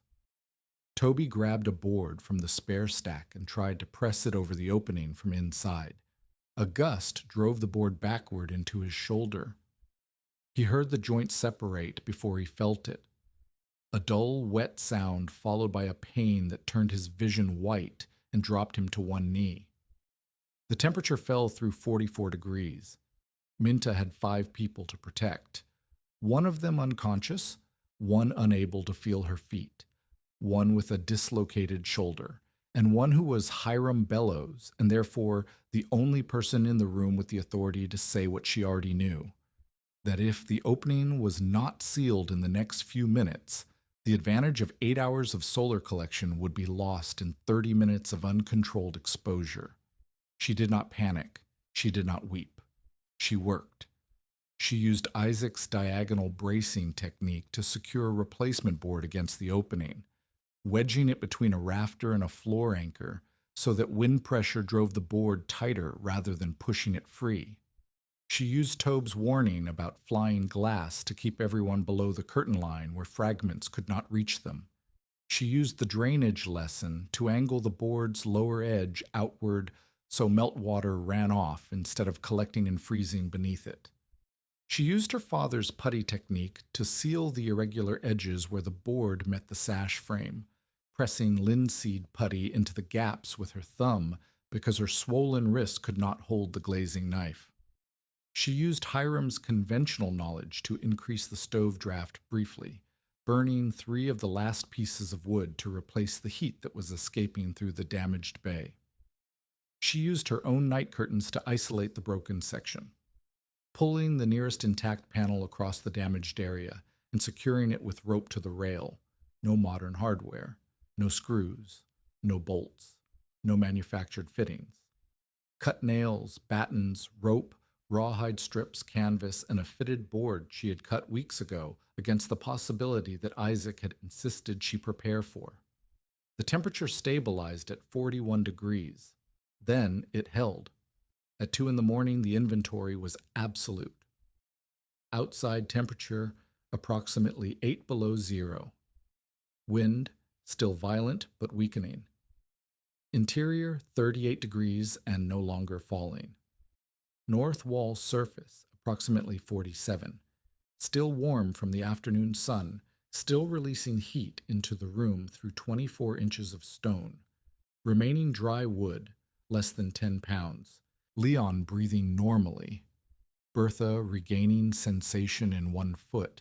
She could feel pain now, which meant the nerves were waking. Toby unable to use his right arm, the shoulder visibly displaced beneath his shirt. Minta sat against the warm wall and believed the temperature would continue to fall. The wood was nearly gone. The cloud had returned. The sun would not appear before dawn, and dawn was 4 hours away. Then Hiram, who had been walking the room checking every seal and curtain, stopped near the center of the floor. He bent down and placed his palm on the flagstone. "This stone is warm," he said. Minta looked at him. "Not the stove," Hiram said. "This stone is 10 feet from the stove. This is the sun from this afternoon. It is still here." The stored heat had not disappeared. The mass of the stone floor and the 24-inch north wall had absorbed hours of 80-degree air and direct solar radiation, and they were releasing it slowly, not fast enough to keep the room comfortable, but fast enough to keep it above freezing. Dawn came. The temperature had bottomed near 38 to 40 degrees. No water container froze. The roof remained attached. The wind had begun to ease, and through the gaps in the cloud, The sky showed the pale, hard blue that follows a Wyoming storm the way silence follows a gunshot. When the door could safely open, the survivors stepped outside and saw a world remade. A drift nearly covered the south wall. One roof bay, the section where the pane had collapsed, stood open to the sky, its replacement board dusted with snow. All primary braces held. Tobe's horse stood alive behind the stone windbreak, its coat thick with frost. In the distance, the road shed that served the freight route showed a dark gap in its roofline where timber had given way. Hiram's conventional shelter, solid roof, draft-controlled stove, designed for exactly this kind of storm, had lost part of its roof and exhausted its accessible wood. Inside it, the stove could make heat, but the damaged building could not retain it. Inside Minta's cabin, 5 living occupants, 1 small stove, warm masonry, less than 15 pounds of wood consumed since morning. Air temperature rising past 45 as the first light struck the intact southern panes. Tobe looked at Minta across the room, his right arm hung at his side. His face was gray with pain and sleeplessness, but his voice was steady. "Anyone who comes here to carry you back," he said, "will meet me first." Minta held his gaze. "Stand beside me," she said, "not in front of me." Tobe accepted the correction with a nod that cost him nothing and gave her everything. Before anyone altered the room, before the door stayed open long enough to lose the remaining heat, before Hiram could speak, or Tobe could sit down, or Bertha Wynne could stop pressing her palms against the warm flagstones, Minta recorded the numbers. She wrote them on the back of a freight receipt with the same pencil she had used to record Tobe's objections weeks earlier. Outside temperature, inside temperature. Remaining wood by weight, she lifted the pieces one at a time and estimated. Wall surface reading from Isaac's thermometer pressed flat against the north stone. Location of the broken roof bay. Number of occupants. Duration of the storm from first sustained wind to the moment the door opened safely. The numbers turned the night from a story into evidence. Stories could be disputed. Numbers required a different kind of argument. The road reopened 4 days after the storm. The first freight wagon through the canyon carried mail, replacement harness, and the Rawlins depot clerk, a thin man named Asa Farwell, who had been sent to inventory damage along the route. With him rode a freight foreman named Galt, who had supervised the demolition of the old depot and remembered every sash frame that had left his yard. Asa Farwell walked through the glass cabin with a notebook. He recorded the interior temperature, the outdoor temperature, the number of intact panes, the number of replaced boards, the condition of the roof structure, and the amount of remaining fuel. He asked Minta for the salvage receipt. She produced it. He asked for Isaac's contract of terms. She produced that too. He asked how much wood had been consumed during the storm. "Less than 15 pounds from the start of the gale through dawn," Minta said. Farwell wrote the number and underlined it. Galt recognized the sash frames. He ran his thumb along the putty line of the nearest pane the way Isaac had, and he found the same thing Isaac had found: competent work. Not beautiful, not the work of a master glazier with a heated shop and planned stock, but competent. The panes sat in their beds, the drainage paths ran clean, the battens covered the seams. "These are the freight office windows," Galt said. It was not a question. "They were," Minta said. Galt nodded. He did not offer praise, but he wrote in his own notebook for a long time, and when he left he told Asa Farwell, loudly enough for Minta to hear, that the woman had done better work with frozen hands and a broken wrist than the original depot contractor had done with a full crew and a heated shop. Hiram Bellows stood before the road crew that arrived to repair the damaged freight route shelter. 6 men with tools and timber waiting for instructions. Hiram was their overseer. They would do what he told them. He did not begin with the road shelter. He began with the glass cabin. I told her the stone could keep a grave from blowing away, Hiram said. I was wrong. The stone kept 5 living people from freezing. The road crew looked at the glass roof. Several of them had heard Duncan Sayers' prediction, the lantern coffin, the body visible through the panes. They had expected to find the prediction confirmed. Instead, they found a building with 1 broken bay, 1 boarded section, 5 survivors, and a thermometer reading that made no sense against the snow still banked against the south wall. Hiram did not claim the design was flawless. He stood in the center of the room and identified every limitation he had observed during the night he spent inside it. The system requires direct winter sun, he said. Without it, the stone cools in 2 to 3 days. The curtains must cover every pane after sunset.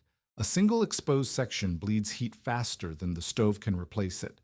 The bracing cannot be reduced because the glass catches wind the way a sail catches it, and a sail without rigging tears itself apart.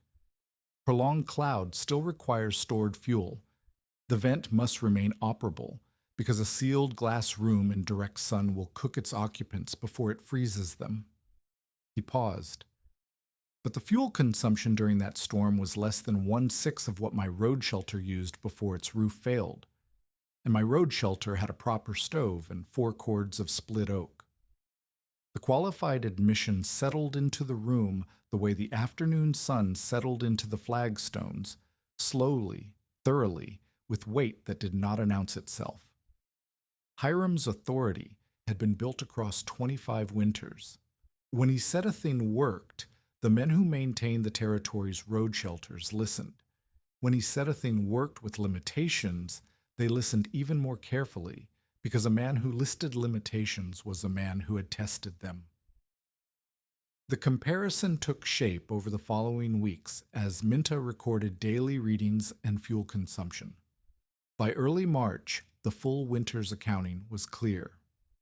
Minta had used approximately 3/4 of a cord of wood, total from the day the cabin was sealed through the last hard frost. Hiram's original estimate for a conventional shelter of similar size had been 4 to 6 cords. Clear day interior peaks ranged from the upper 50s to low 70s, depending on cloud cover, wind speed, and how much residual heat the stone carried from the previous day. Very bright days with no wind could produce readings above 80 near the center bench unless the ridge vent was opened. Dawn temperatures after clear days held mostly above the mid-30s. Cold, but not freezing. Long, cloudy periods still required the stove, and 3 consecutive overcast days could push the dawn reading into the upper 20s without supplemental fire. The system did not eliminate winter, it reduced its cost. A woman with a damaged wrist and less than $12 had survived a killing storm by understanding that heat collected is only as valuable as heat retained. The numbers were not miraculous. They were measurable, repeatable, and limited. That made them useful. The neighbors did not arrive asking for glass roofs. They arrived asking for smaller things, safer things, adaptations that did not require 24 sash frames and a month of construction by a trained carpenter. A widow named Elsa Precht, who ranched alone 6 miles up the freight road, asked Minta for a south-facing cold frame to start vegetable seedlings before the last frost. She could not afford glass. Minta showed her how to use oiled cotton cloth stretched over a wooden frame. Less efficient than glass, but enough to gain 3 weeks of growing season. A freighter named Dag Moen asked about a glazed entry porch for his cabin. His front door faced east, and every time he opened it, wind entered the room and pushed the temperature down 10 degrees before the stove could recover. Minta sketched a small vestibule with a south-facing window and a felt-sealed inner door. Dag built it himself with 1 salvaged sash and scrap lumber. His fuel consumption dropped noticeably within the first week. Hiram requested a south-facing window installed in his repaired road shelter, with dark masonry behind it, and an interior night shutter. He paid Minta for the labor at posted carpenter's rates. A rancher's wife asked for an attached seedling room, a small glazed addition on the south side of the existing cabin where she could start onions and greens in late February. Minta and Tobey built it in 3 days. Each project was different. Each responded to the specific conditions of the site, the orientation, the available materials, the owner's skill level, the depth of the winter exposure. Minta did not sell a product. She shared a principle. Face the glass south, darken the receiving surface, add mass to store the heat, cover the glass at night, seal the enclosure against wind, and keep fuel in reserve for the days the sun does not appear. She charged for labor when customers could afford it. She accepted barter from families who could not, a quarter beef from Elsa Precht, a load of split timber from Dag Moen, a bolt of canvas from the rancher's wife. She did not charge for the principle itself. The principle was not hers to sell. It belonged to the sun and the stone and the physics that her father had shown her on a cold depot floor when she was 14. The teaching scene happened on a clear afternoon in late February, and it looked nothing like a lecture. 6 settlers stood in front of the glass cabin. Minta placed 2 flat stones on the ground, one blackened with charcoal, one left in its natural gray. She covered the blackened stone with a piece of salvaged window glass propped on wooden blocks. She left the gray stone in the open air. The sun struck both. After 20 minutes, she told the settlers to touch both stones. The gray stone in open air was cold. The blackened stone beneath the glass was warm, noticeably, unmistakably warm. Warm enough to hold a palm against. Warm enough to feel through a work glove. No one argued with their own hands. Toby, standing at the edge of the group, raised the question he had raised at the ruin months earlier. Sun goes down every day, he said.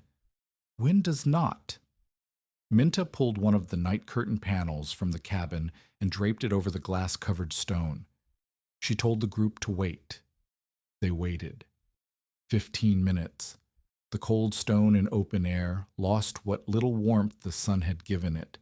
The covered stone, beneath glass and curtain, held its temperature. The difference was not dramatic, a few degrees at most in a short demonstration, but it was measurable, and Minta let each person verify it with their own hand. Hiram added the last piece. The stove is not replaced, he said. The stove is reduced. You will still need fuel for cloud. You will still need ventilation for overheating, but you will need less than half the wood you are cutting now if you face your windows south and cover them at night. Knowledge moved through the group the way heat moved through the stone, by contact, by demonstration, by the testimony of hands placed against surfaces that were warmer than they had any conventional right to be. Duncan Sayer's response arrived before the teaching was finished. He did not come to the cabin. He did not need to. Word of the demonstration reached Rawlins through the same freight drivers who had carried news of the storm's survival, and Duncan responded not with denial, but with strategy. He purchased every remaining intact sash frame in the Rawlins salvage market. 23 frames that had been sitting in various sheds and yards, remnants of railroad construction and demolished buildings. He paid above market rate. He stored them in his livestock barn. He told the salvage dealers that he was considering a greenhouse project of his own. He was not building a greenhouse. He was building a wall, an economic barrier between Minta's knowledge and anyone who wanted to apply it. The move was elegant in its malice. He could not claim the principle was wrong. The numbers were public. Hiram had endorsed the limitations, and 5 living witnesses had spent a night inside the proof. But he could control the material. Glass in Wyoming was not glass in Philadelphia. It arrived by rail in limited quantity, at prices that frontier settlers could barely afford. If Duncan owned the available supply, the principle remained theoretical for everyone who could not produce their own glazing. Minta learned of the purchase from Galt, the freight foreman, who told her with a flatness that suggested he found the transaction distasteful but not surprising. Sayer bought the lot, Galt said. Paid cash. 23 frames, about 140 panes. They're sitting in his barn behind a locked door. Minta said nothing for a long moment. Then she asked whether any of the salvage dealers had additional stock expected on the next rail shipment. Not for 3 months, Galt said. Maybe 4. The principle was free. The material was not. And the man who had called her cabin a lantern coffin now considered it important enough to suppress. Isaac Rowe returned to the cabin on the first day of March, driving his wagon slowly because the road was still soft in the afternoon warmth. His cough had worsened during the weeks in Rawlins. Minta could hear it before she could see the wagon, a deep, wet sound that carried through the canyon walls the way the horse's scream had carried during the storm. He climbed down from the bench with the care of a man who had to think about each movement before making it. His face was thinner than when he had left. The missing fingertip on his left hand looked more prominent against the rest of the hand, which had lost flesh. He walked into the cabin and looked at the boarded roof bay where the pane had collapsed. Describe the failure before you describe the success, he said. Minta told him. The cracked pane. She had checked it twice and missed the stress line that ran along the putty bed.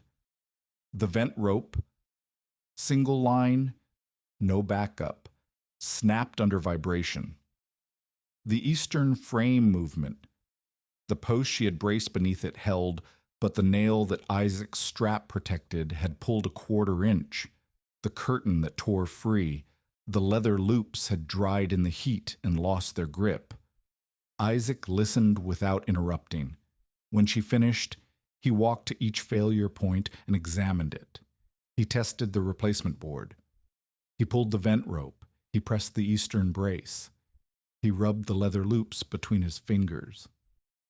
Then the storm taught what I could not, he said. Together they designed the corrections, paired vent ropes on separate anchor points so that one rope's failure would not disable the vent. External safety chains on the hinged sash so that a snapped rope could not send the vent slamming open in a gale. Spare-fitted roof panels, 3 boards, pre-cut to match the sash frame dimensions, stored inside the cabin where they could be reached in the dark. Stronger east wall anchors, iron pins driven deeper into the mortar and secured with epoxy of pine tar and calcium powder. A roof access pole, a long stick with a padded crosspiece that could push snow off the glass from ground level so that no one needed to climb outside during a storm. The work took 4 days. Isaac could no longer lift full sash frames. His arms lacked the strength they had held 6 weeks earlier, and his cough interrupted every sustained effort with spasms that bent him forward over the workbench. Minta began taking the heavy end without mentioning it. When Isaac handed her a rafter, she took it from the top. When they carried a replacement board, she walked backward up the ladder so the board's weight angled toward her. She did not say she was compensating. She did not adjust her expression. She simply moved to the position where the load was greatest and let Isaac hold the lighter end. Isaac noticed. He did not protest. The relationship had shifted, not from teacher to student, but from instructor to collaborator. 2 carpenters building corrections to a design they had tested together, one of them carrying more weight because the other could not, neither of them calling attention to the change. On the last day, Isaac handed Minta his carpenter's bevel. Set the roof angle for the replacement bay, he said, without my correction. Minta took the bevel. She placed it against the rafter, aligned the blade with the shadow mark she had scratched into the mortar during the first week of construction, and locked the setting. She carried it to the new board, transferred the angle, and marked the cut line. Isaac examined the mark. He held the bevel against it. He checked the alignment with the plumb line. He made no adjustment. Your father would have done the same, he said. And then he sat down on the bench beside the north wall and coughed for a long time, and Minta brought him water and did not leave his side until the coughing stopped. Isaac's lungs had been failing for years. Sawdust from 2 decades of depot carpentry, coal smoke from the repair shops that never had proper ventilation, winter air that scraped the passages raw every November and did not stop until April. The cough had been part of him for so long that Minta had not recognized it as a symptom. It was just how Isaac sounded, the way the canyon had a wind sound, and the road had a wheel sound, and Isaac had a cough. He contracted pneumonia in early November after repairing a freight road bridge in standing rain. The job had taken 2 days because the timbers were waterlogged and the fasteners had rusted through. By the time he drove back to Rawlins, the cough had changed from its familiar rhythm to something deeper, a sound that came from the base of his chest and brought fluid with it. Minta brought him to the glass cabin because it was the warmest place she knew. She set him beside the north wall, where the stone held the afternoon heat longest. She hung an extra curtain panel between his bedding and the door to cut the draft. She kept the stove burning through every cloudy hour and opened the ridge vent on clear days so the air stayed dry. Isaac lay beneath the glass roof he had helped build and watched the sunlight move across the wall. He did not recover. The pneumonia had settled into lungs already scarred by years of dust and smoke, and the warm air could slow the disease but not reverse what decades of labor had done. He breathed in shorter intervals. He slept in longer ones.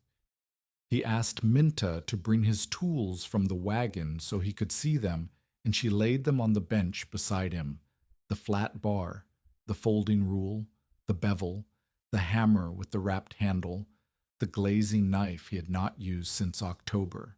He died on a clear morning in early December, his hand resting on the carpenter's bevel. Sunlight moved down the north wall while the tool cooled in Minta's hand. The room Isaac had helped make warm could not reverse what years of smoke and labor had done to his lungs. The stone held its heat. The glass held its light. The man who had taught her to find drafts with candle smoke and brace a roof against wind she could not see lay still beside the wall he had raised, with hands that were stronger than hers and steadier than anyone's she had known since her father died. She wrapped the bevel in the oiled cloth Isaac had used to clean it and placed it on the nail above the north wall, where it would catch the first light every morning. Then she stood up, opened the ridge vent, and began the day's work. The second cold period arrived in mid-December, 11 days after Isaac's death. It came not as a single storm, but as a week of continuous cloud, low, gray, featureless sky that pressed against the canyon walls and blocked the sun as completely as a stone lid on a jar. Without solar input, the thermal cycle stopped. The flagstones cooled. The north wall surrendered its stored heat at a rate Minta could track by placing her palm against the surface every 4 hours. Warm on the first day, moderate on the second, cool on the third. By the fourth day, the wall felt like what it was: stone in winter, holding nothing but its own mass. On the third cloudy day, a freight driver brought word that the chimney of Hiram's improved road shelter had cracked from its base to the roof line. The crack had opened during a temperature swing. The flue expanded in the heat of the fire and contracted in the cold of the night, and the mortar that held the stones together had been mixed too wet in the autumn and had never cured properly. The stove could not be used without risking a chimney fire that would destroy the entire shelter. 11 travelers were sheltering in the road station. They had fuel. They had food. They did not have heat. Hiram sent 4 of them south toward the canyon. Then 3 more came on their own. Then 2 families arrived, one with 3 children, one with an elderly woman who could not walk the remaining distance to Rawlins in the cold. Minta's cabin, built for 1 person, now held 11. The challenge was no longer the challenge that had defined the first winter. There was no sun to collect. There was no 80-degree peak to celebrate. The glass roof was now what Hiram had once warned it would become, a cold ceiling above a room full of people burning fuel that was running low. But the room was not an ordinary glass enclosure. The walls were 24 inches of sandstone. The floor was heavy flagstone. The night curtains could be closed over every section of glass, turning the transparent roof into an insulated one. The door had a canvas vestibule.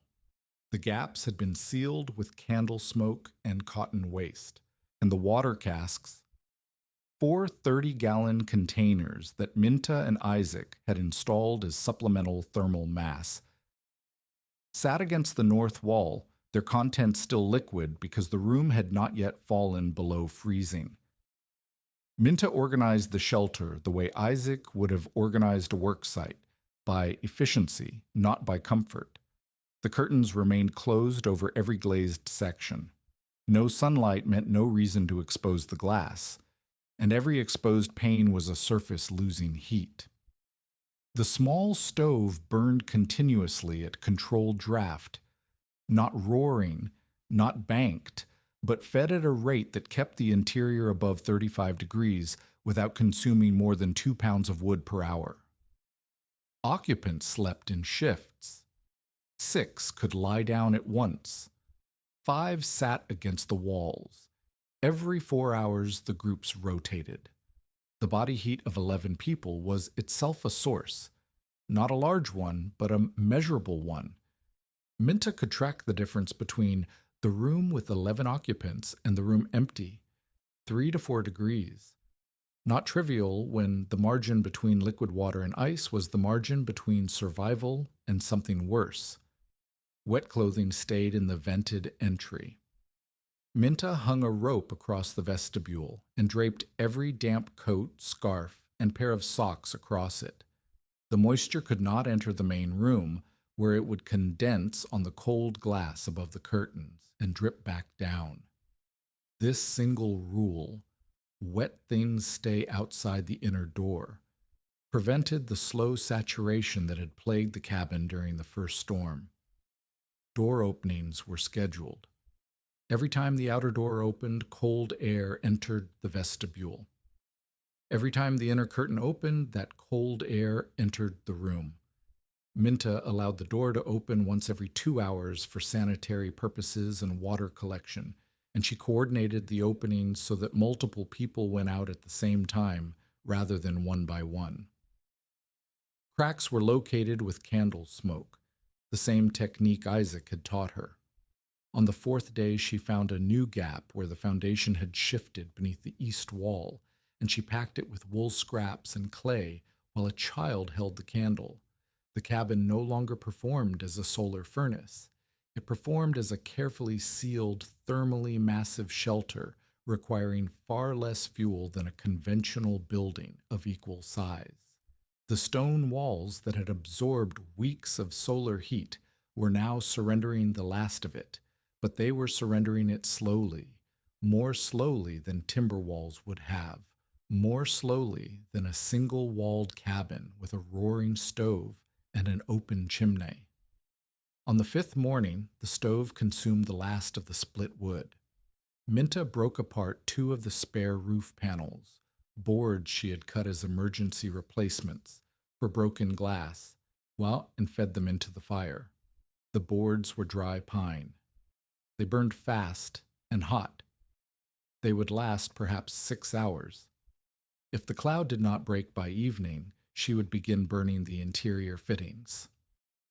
Duncan Sayer arrived on the 5th afternoon. He came on horseback, leading a second horse that carried a ranch hand named Weeks across its saddle. Weeks had a broken collarbone and a gash across his forehead, where a falling chimney stone had struck him.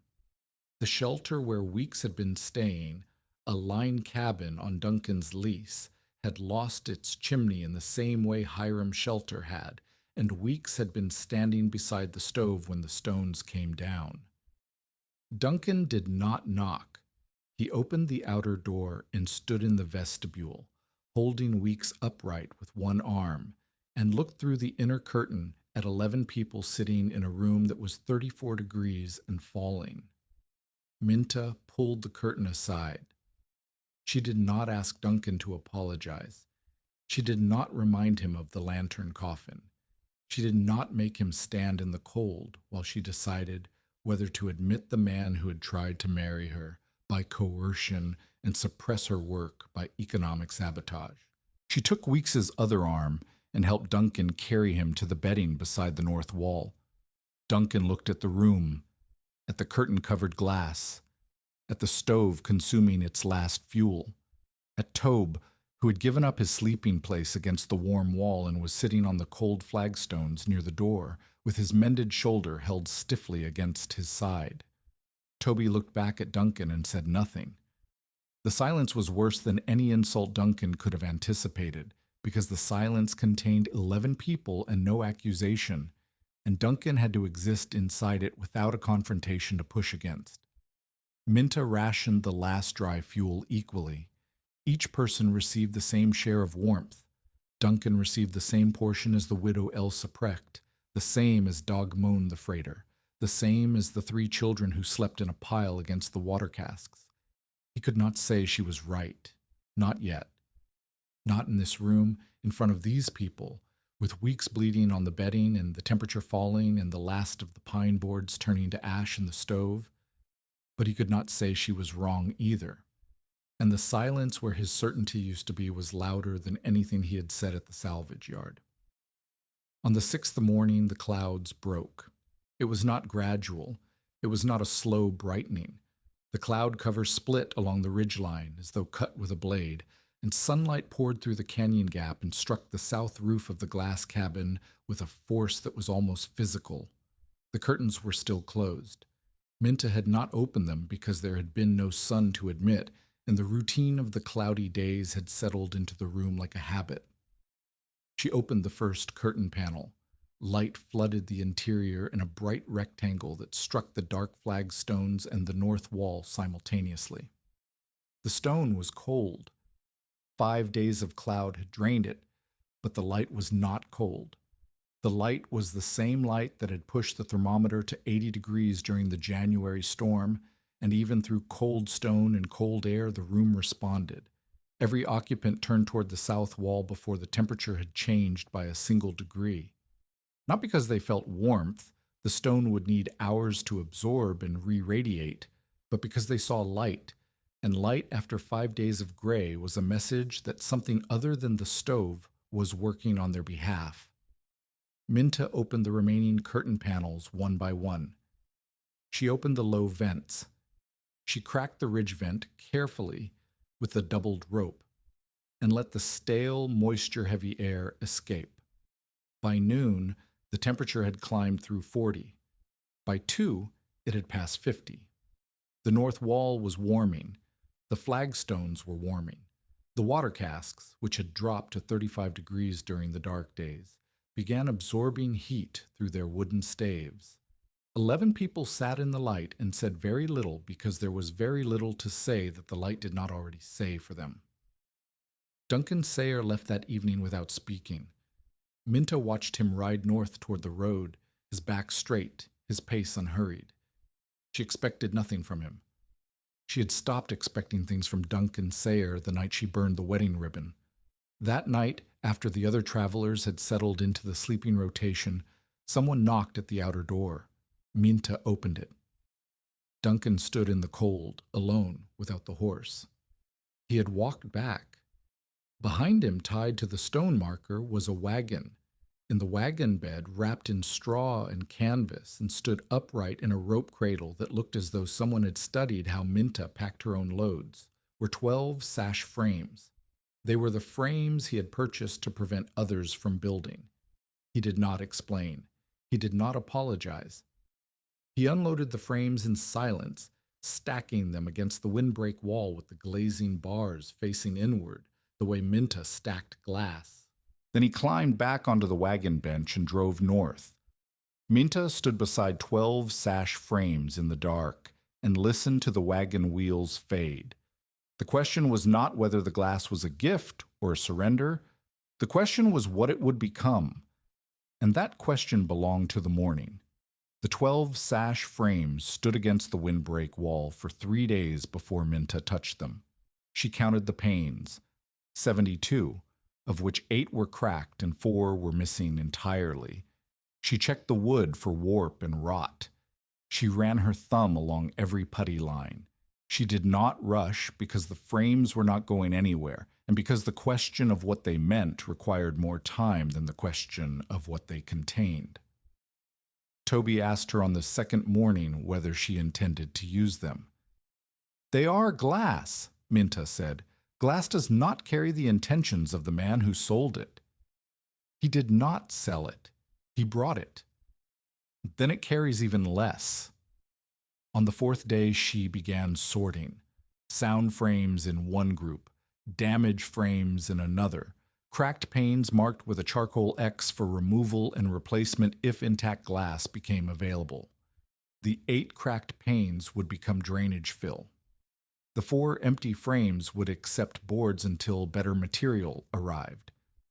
The remaining 60 usable panes represented enough glazing for 2 cold frames, 1 vestibule, and 1 small seedling room, or for a single substantial addition to an existing structure.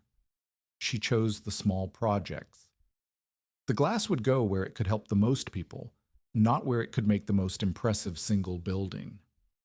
Duncan Sayer's full accounting arrived 2 weeks later, delivered not by Duncan himself, but by Asa Farwell, the depot clerk, who carried a sealed envelope and a wooden box. The envelope contained a written statement. Duncan acknowledged that the salvaged sash had been legally purchased by Minta Doran. He acknowledged that the disputed household debt had been inflated by duplicate charges totaling $41. He acknowledged that Thomas Doran's final railroad payment, which Duncan had received and held without disclosure, covered most of the legitimate remaining balance. The net debt, after correction, was $11 zaras, almost exactly the amount Minta had carried out of Rawlins on the night she left. The wooden box contained Thomas Doran's original account book. Duncan had retained it while pressing the claim because the book itself was the evidence. Without it, Minta could not have proved the duplications. With it in Duncan's possession, the inflated total stood unchallenged. He had held the proof of his own dishonesty in a locked box for the better part of a year. Minta opened the account book at the kitchen bench, the same bench where Isaac had sat during his last days, and turned the pages with hands that did not tremble. She found the duplicate entries. She found her father's careful handwriting recording each payment, each advance, each charge. She found the final railroad payment notation. $73 received the week before Thomas died, deposited with Duncan Sayer as partial settlement. Duncan had taken the payment. He had not applied it. He had then presented the full original balance to Virgil as though the payment had never arrived. Minta closed the book and placed it on the shelf beside Isaac's bevel. The public correction happened at the Rawlins Freight Depot on a Tuesday morning in late March. Hiram Bellows stood witness. Galt, the freight foreman, stood witness. Asa Farwell recorded the statement in the depot log. Duncan Sayer read his acknowledgement aloud. The salvage was legal. The debt was corrected. The final payment had been received and was now applied. The remaining balance of $11 would be forgiven as settlement. He read it the way a man reads a document he has been compelled to produce, without inflection, without eye contact, with the flattened voice of someone who has calculated that the cost of resistance exceeds the cost of compliance. When he finished, Hiram asked him a single question. "Is there anything else?" Duncan folded the statement. I called it a lantern coffin, he said. I was wrong about the coffin. The line drew no laughter. It was not meant to. It was the closest Duncan Sayer could come to admitting that the thing he had publicly condemned had saved the lives of people he knew, including a man who worked for him, and that his condemnation had been rooted not in engineering judgment, but in the need to control a woman who had refused to be controlled. Minta did not smile. She did not accept the partial apology as though it were a full one. She said only, "The sash frames you brought will be used for community projects. I will need a freight team to deliver them." "At posted rates," Duncan said. "At posted rates." The transaction was complete. Duncan Sayer would haul materials for Minta Doran at the same price he charged anyone else. He would not receive forgiveness, friendship, or the satisfaction of having been generous. He would receive invoices. Minta did not restore personal trust. She did not invite Duncan to the cabin for meals. She did not speak his name with warmth or gratitude. When neighbors asked whether Duncan had changed, she said only that he had corrected an error in his accounting and that the correction was documented. Duncan's later role in the story was limited to what he could do with a wagon and a team, hauling stone, delivering lumber, transporting glass when new shipments arrived by rail. He performed these services at posted rates and was paid on time. He was not punished. He was not embraced. He was held accountable in the most practical way available. He was treated as a contractor rather than a neighbor. The distinction mattered. Minta had watched her father treat every customer with the same professional respect regardless of whether he liked them. Thomas Doran had reglazed windows for men who owed him money and repaired doors for women who had spoken against his family. He did the work, collected the fee, and did not confuse commerce with friendship. Minta applied the same principle to Duncan Sayer. The work was the work. The man was the man. The two did not need to be reconciled. Toby Naylor's courtship did not begin with a declaration. It began with a freight road. The spring thaw of 1883 had left the Rawlins to Baggs Road in worse condition than any year Hiram could remember. Ruts that had frozen into iron ridges during the winter softened into mud channels that swallowed wagon wheels to the axle. 3 bridges needed timber replacement. 2 creek crossings had shifted when ice dams broke upstream and redirected the flow. Tobe took the repair contract. He did not ask Minta's permission, because the road was not hers, but he directed his crew to improve the section between Rawlins and the canyon first, so that freight wagons carrying glass and lumber could reach Minta's projects without losing wheels. He did not announce this priority.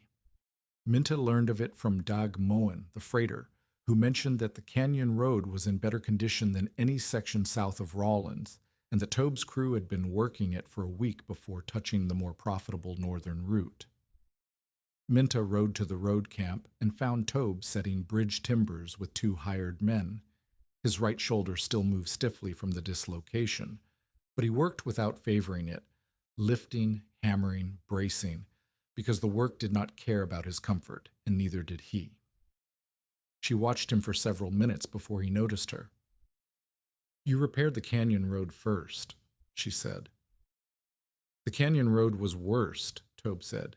"Doug Moen says the northern section was worse." Toby drove a nail. "Doug Moen does not live in the canyon."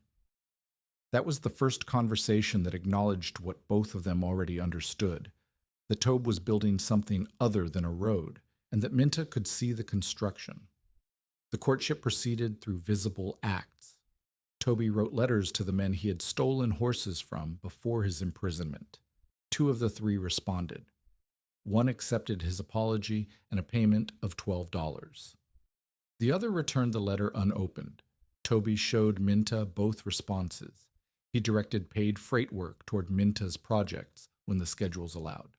He learned glazing, not because he enjoyed the delicate work, but because Minta needed a second pair of hands, and he could either learn or watch someone else stand beside her at the workbench. He accepted Minta's name on every building contract.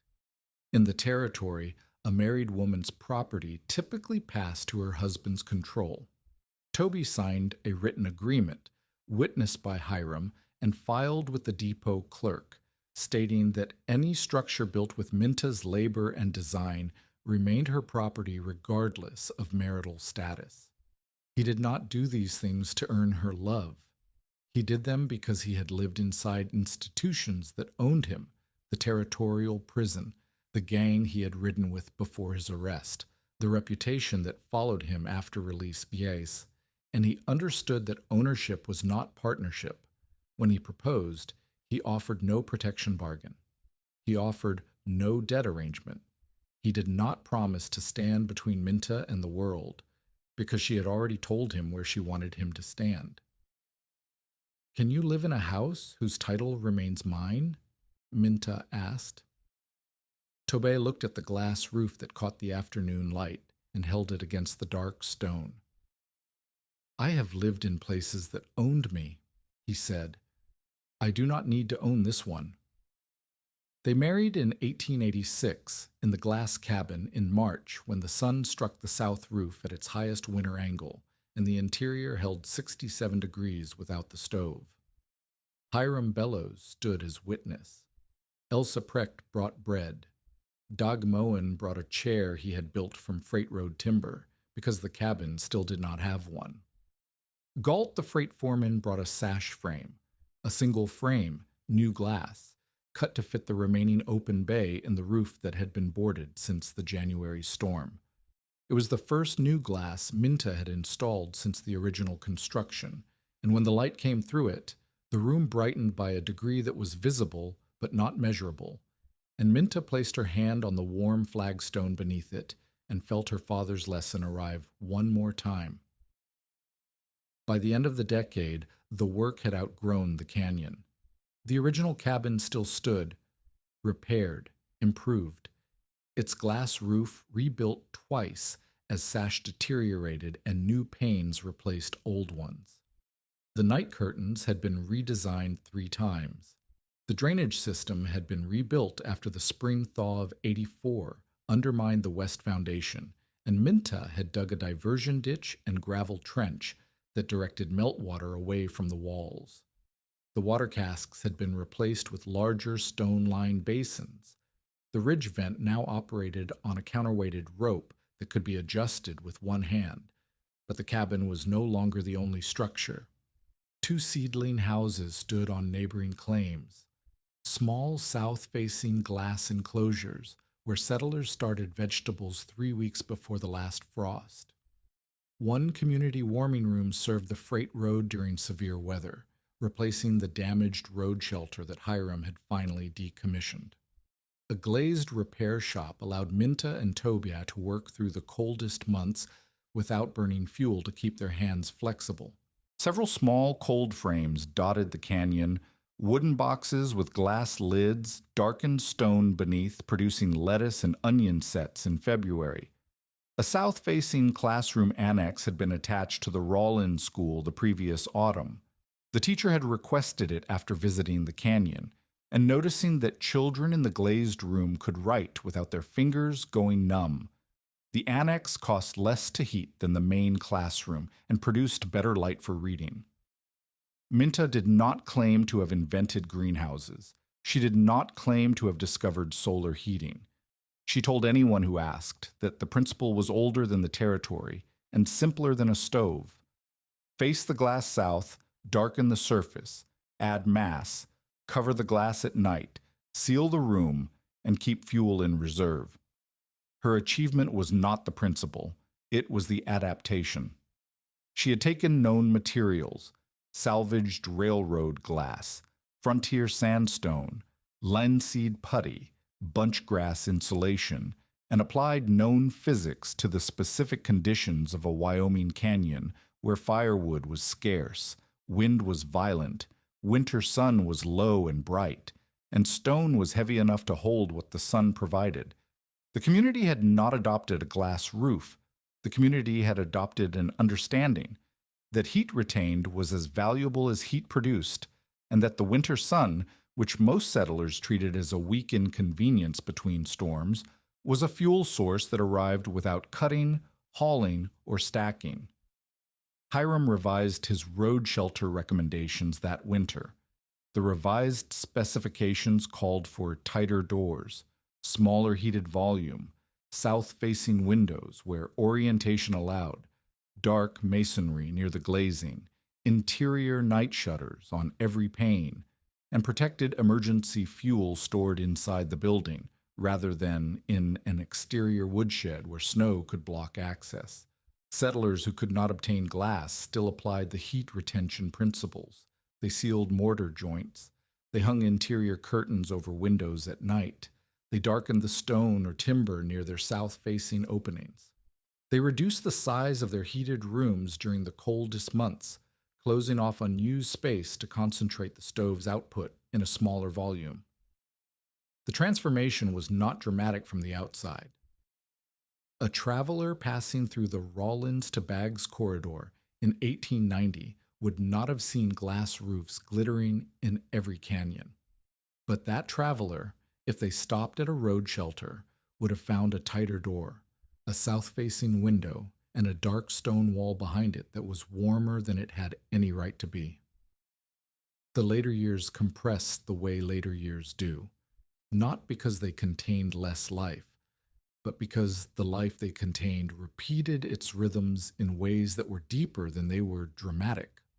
Minta and Toby raised 2 children, a boy named Thomas after her father, and a girl named Christy after Toby's mother, who had died during his imprisonment without learning that her son had served his sentence and found work. They fostered Leon Dace's orphaned niece, a girl named Petra, after Leon died of a lung condition in 1889 that may have begun the night he lay unconscious in a glass cabin, while the temperature climbed to 80 degrees around him. Toby became a licensed freight contractor. He ran the Rawlins to Baggs route for 11 years without losing a load or a horse to weather, because he had learned from Minta that preparation was not a personality trait, but a practice. Something you did with your hands before the storm arrived, not something you hoped for after it began. He never returned to theft. When asked about his past, Vrans and men on the freight road asked because the territory's memory was long and specific, he answered without evasion. He had stolen horses. He had served his time.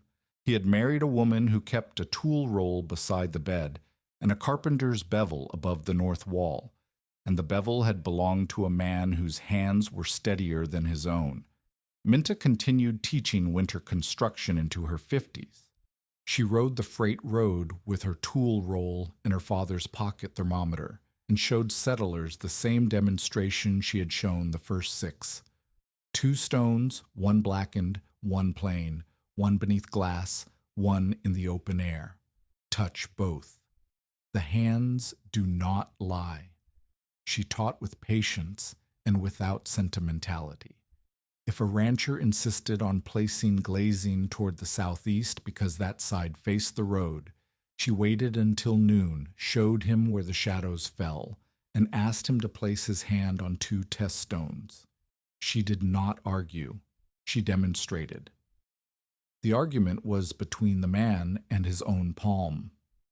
She lost the full use of her left wrist in 1891 when the old injury finally calcified into a permanent stiffness that kept the joint from closing past 45 degrees.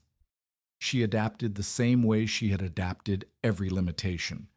She redesigned her tool grip. She asked Tobe to hold the heavy end, and she did not mention the loss. The original glass roof was rebuilt twice. The first time in 1887, when age and weather had clouded the original depot panes to the point where they admitted less than half the light they once had. The replacement glass came by rail, new, clear, cut to fit the original sash frames that Minta had maintained for 4 years. The second rebuild came in 1894 after a summer hailstorm broke 14 panes, and Tobe spent 3 days on the roof, removing shattered glass while Minta handed up replacements from inside. Each rebuild was better than the last. The drainage paths were wider. The putty was more carefully bedded. The battens were thicker. The night curtains had evolved from stuffed canvas panels to quilted assemblies with 3 layers of different materials: wool against the glass, bunch grass in the center, canvas on the room side on you that reduced nighttime heat loss by enough to raise the dawn temperature 4 degrees above the original curtain's performance. Isaac's carpenter's bevel hung above the north wall through every rebuild. Minta never moved it. The nail it hung on was the same nail Isaac had driven during the second week of construction, and the wall around it had been remortared twice, and the bevel's wooden stock had darkened with age and oil until it looked like part of the stone itself. Minta Doran died in 1928 at the age of 67 in the glass cabin beside Muddy Creek Canyon. She had lived in or beside the canyon for 45 years. She had survived 4 more severe winters after the storm of '83, none as dramatic, but each confirming the same principle: that a building designed to receive, store, and retain solar heat required less fuel and produced more consistent warmth than one that relied entirely on combustion. In her final years, she sat beneath the replacement glass with her granddaughter, Christie's daughter, a girl named Ruth after Minta's mother, and watched the sun move across the north wall the way she had watched it move across her father's freight office floor when she was 14. Ruth touched the wall one January afternoon and asked why the stone felt warm when the air outside was cold. Minta took the carpenter's bevel down from its nail. She placed it in the girl's hand. She adjusted the blade to the angle of the winter sun, the same angle Isaac had set on a November morning 30 years earlier, the same angle her father had shown her without naming it in a depot repair room 40 years before that. She held Ruth's other hand against the warm stone and said nothing, because the stone said it for her. Picture more than 20 households and road stations along the Rawlins to Baggs corridor adopted at least one element of what Minta had demonstrated. Some installed south-facing glass, some darkened their masonry, some hung night curtains over existing windows, some simply sealed their doors and reduced their heated volume. On bright winter mornings, travelers along the freight road began seeing dark stone walls behind south-facing panes, and canvas night curtains hung rolled above them like flags that no one had bothered to name. At Hiram's rebuilt road shelter, a wooden board nailed beside the door listed 4 instructions in block letters that Minta had painted herself. Clear the southern glass. Open the high vent before overheating. Close the insulated curtain before sunset. Keep emergency wood for cloud. Minta lived the rest of her life beside the canyon she had walked into with a tool roll and $11. Her meaningful later life detail was not wealth. She never accumulated much, and it was not fame because the territory did not make famous the women who kept its people warm. It was a single object. She kept one of the 9 storm-broken panes framed above her workbench. The pane was cracked from corner to corner in the same diagonal line that had appeared during the first hours of the January gale. Beneath it, in the same small pencil she used for account books and freight receipts, she had written 5 words. The weakness is part of the design. After her death, her children left Isaac's bevel hanging on the original wall, rather than placing it in a display case or a drawer. The nail held. The stone held. The tool caught the first light every morning the way it had for 45 years. On the night of January 31st, 1883, the wind in Muddy Creek Canyon reached a force that pressed standing snow sideways and killed a man in the distance it takes to walk from one fence post to another. The temperature fell past 0 and kept falling. The road shelters, solid roofs, draft-controlled stoves, 4 cords of split oak, lost their chimneys, exhausted their fuel, and failed. Duncan Sayer had stood in a Rawlins salvage yard and said the words clearly enough for every ear to carry them. You have built a lantern coffin. When the cold comes, they will see your body through the roof. The cold came, and through the roof, this is what they saw. 5 living people beneath the glass, wet coats steaming on a rope line, snow sliding from the steep panes in sheets that hissed against the stone windbreak, a cracked bay covered with boards and sealed with putty pressed in by a woman's thumb, a thermometer on the north wall reading 80 degrees during the brief blazing hour when the clouds split and the sun found the dark stone floor, and Minta Doran kneeling beside an unconscious freight clerk, warming a flagstone with her bare hand because the stone would carry the heat longer than the air. Years later, the rebuilt roof caught the same low winter light. The glass still contained bubbles and waves from its first life beside the railroad. A child placed one hand against the warm stone while frost held to the shaded side of the canyon. Above her, the carpenter's bevel hung on its nail, its blade still set to the angle of the winter sun. The cold never learned her name, but the stone remembered the sun.